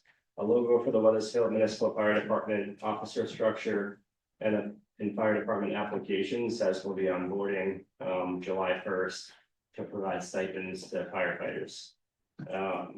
We have a special meeting this Wednesday to discuss the hiring process further. Projects currently out to bid. The Bowen Hill Road Culvert Slope Repair RFP was advertised on May The bids are due June 6th. We'll have a recommendation ready on June 9th, the select board. Weathersfield Proctor Library lighting, that was advertised on May 8th. Bids are due June 6th. Grounds maintenance contract, we advertised that on April 23rd, and those bids are due May 21st. The Bowen Hill Road scoping study was advertised on April 22nd, bids are due June 6th. And again, Little Escutney Bridge flood repairs RFP will go out this week. Policies and ordinances in progress includes the purchasing policy, fundraiser and cash management policy, personnel policy, nuisance and unkept property ordinance, which the town attorney and I were discussing last week, and we have a meeting on Wednesday to review that policy further. That's all of my updates. What are the chances of getting your report in writing? I usually do, I just didn't have the time this past week, there was a lot going on. Okay, future agenda items. The only thing I asked that's missing on it is this, the SAPA Windsor on Air thing that we discussed at the last meeting. For the problem with what happened here. Anybody, anything else? Meadow Hill Road situation. I understand that the water continues to get diverted around the rocks that are in the culvert, and it may be a state problem, but could we look into that and find out, can we write to the state and ask them why they haven't removed the obstacles in the culvert? I mean, that happened in Irene. Yeah. And they're still sitting in there and they continue to cause problems. So I think Mr. Fuller was correct in airing his concerns and frustrations because his fields get flooded when that's an issue. We have a beaver dam at the top in another town that causes problems, but when there's excess flow, it hits those obstacles inside the culvert, and why won't the state remove them? Can we put some pressure on I don't know what the appropriate agency is, but Yeah. can we get an answer as to why? Because people are asking. Yep, I'll do my best. Okay, thank you.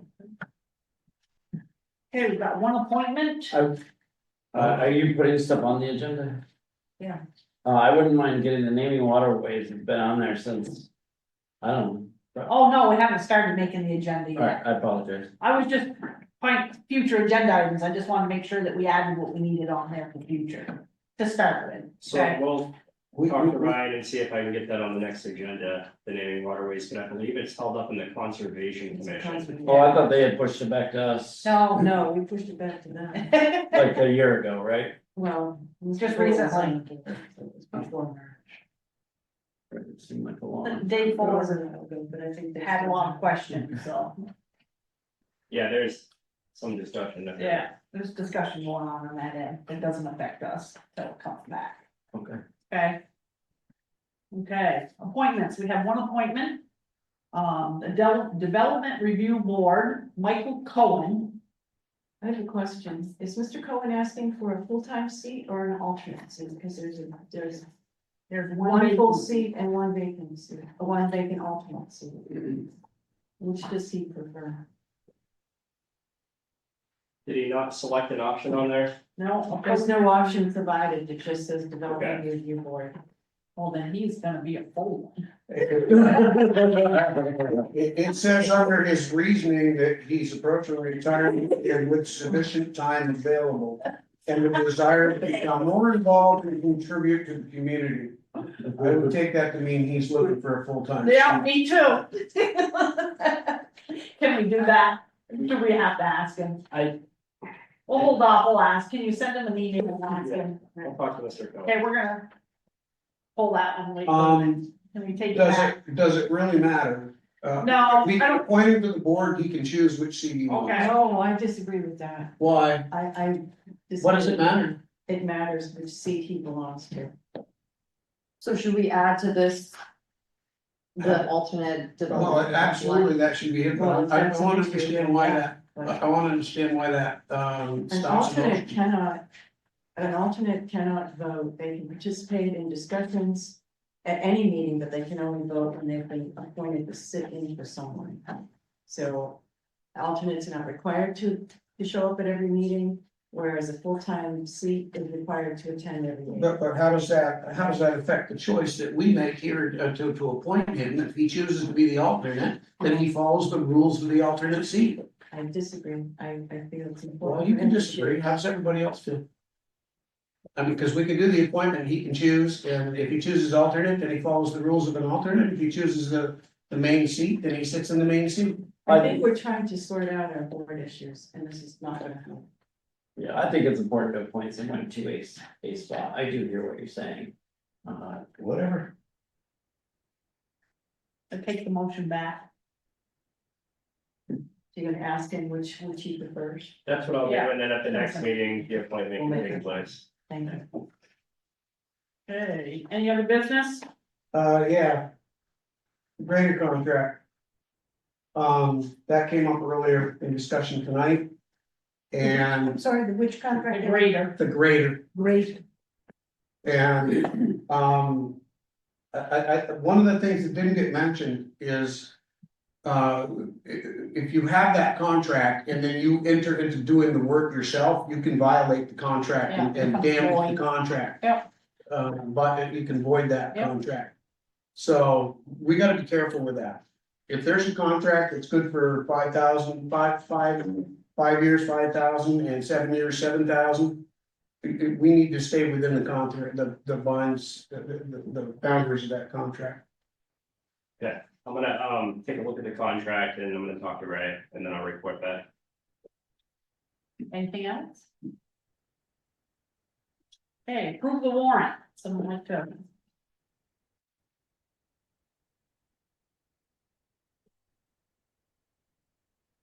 I make the motion that we approve the warrant as is. Payroll general fund, $25,407.06. Operating expenses, $37,154.02. Highway department payroll, $11,356.38. Operating expenses, $9,638.52. Solid waste management payroll, $2,747.74. Operating expenses, $578.04. Library payroll, $2,399.74. No grants, no FEMA. Grand totals payroll, $41,910.92. Grand total of operating expenses, $47,370.58. Second. Any discussion? I don't have any this time. All approved? Yes. Aye. Any abstentions? Any nays? Motion carries. We still have an executive session? Please. We need to enter into an executive session, BSA 313B.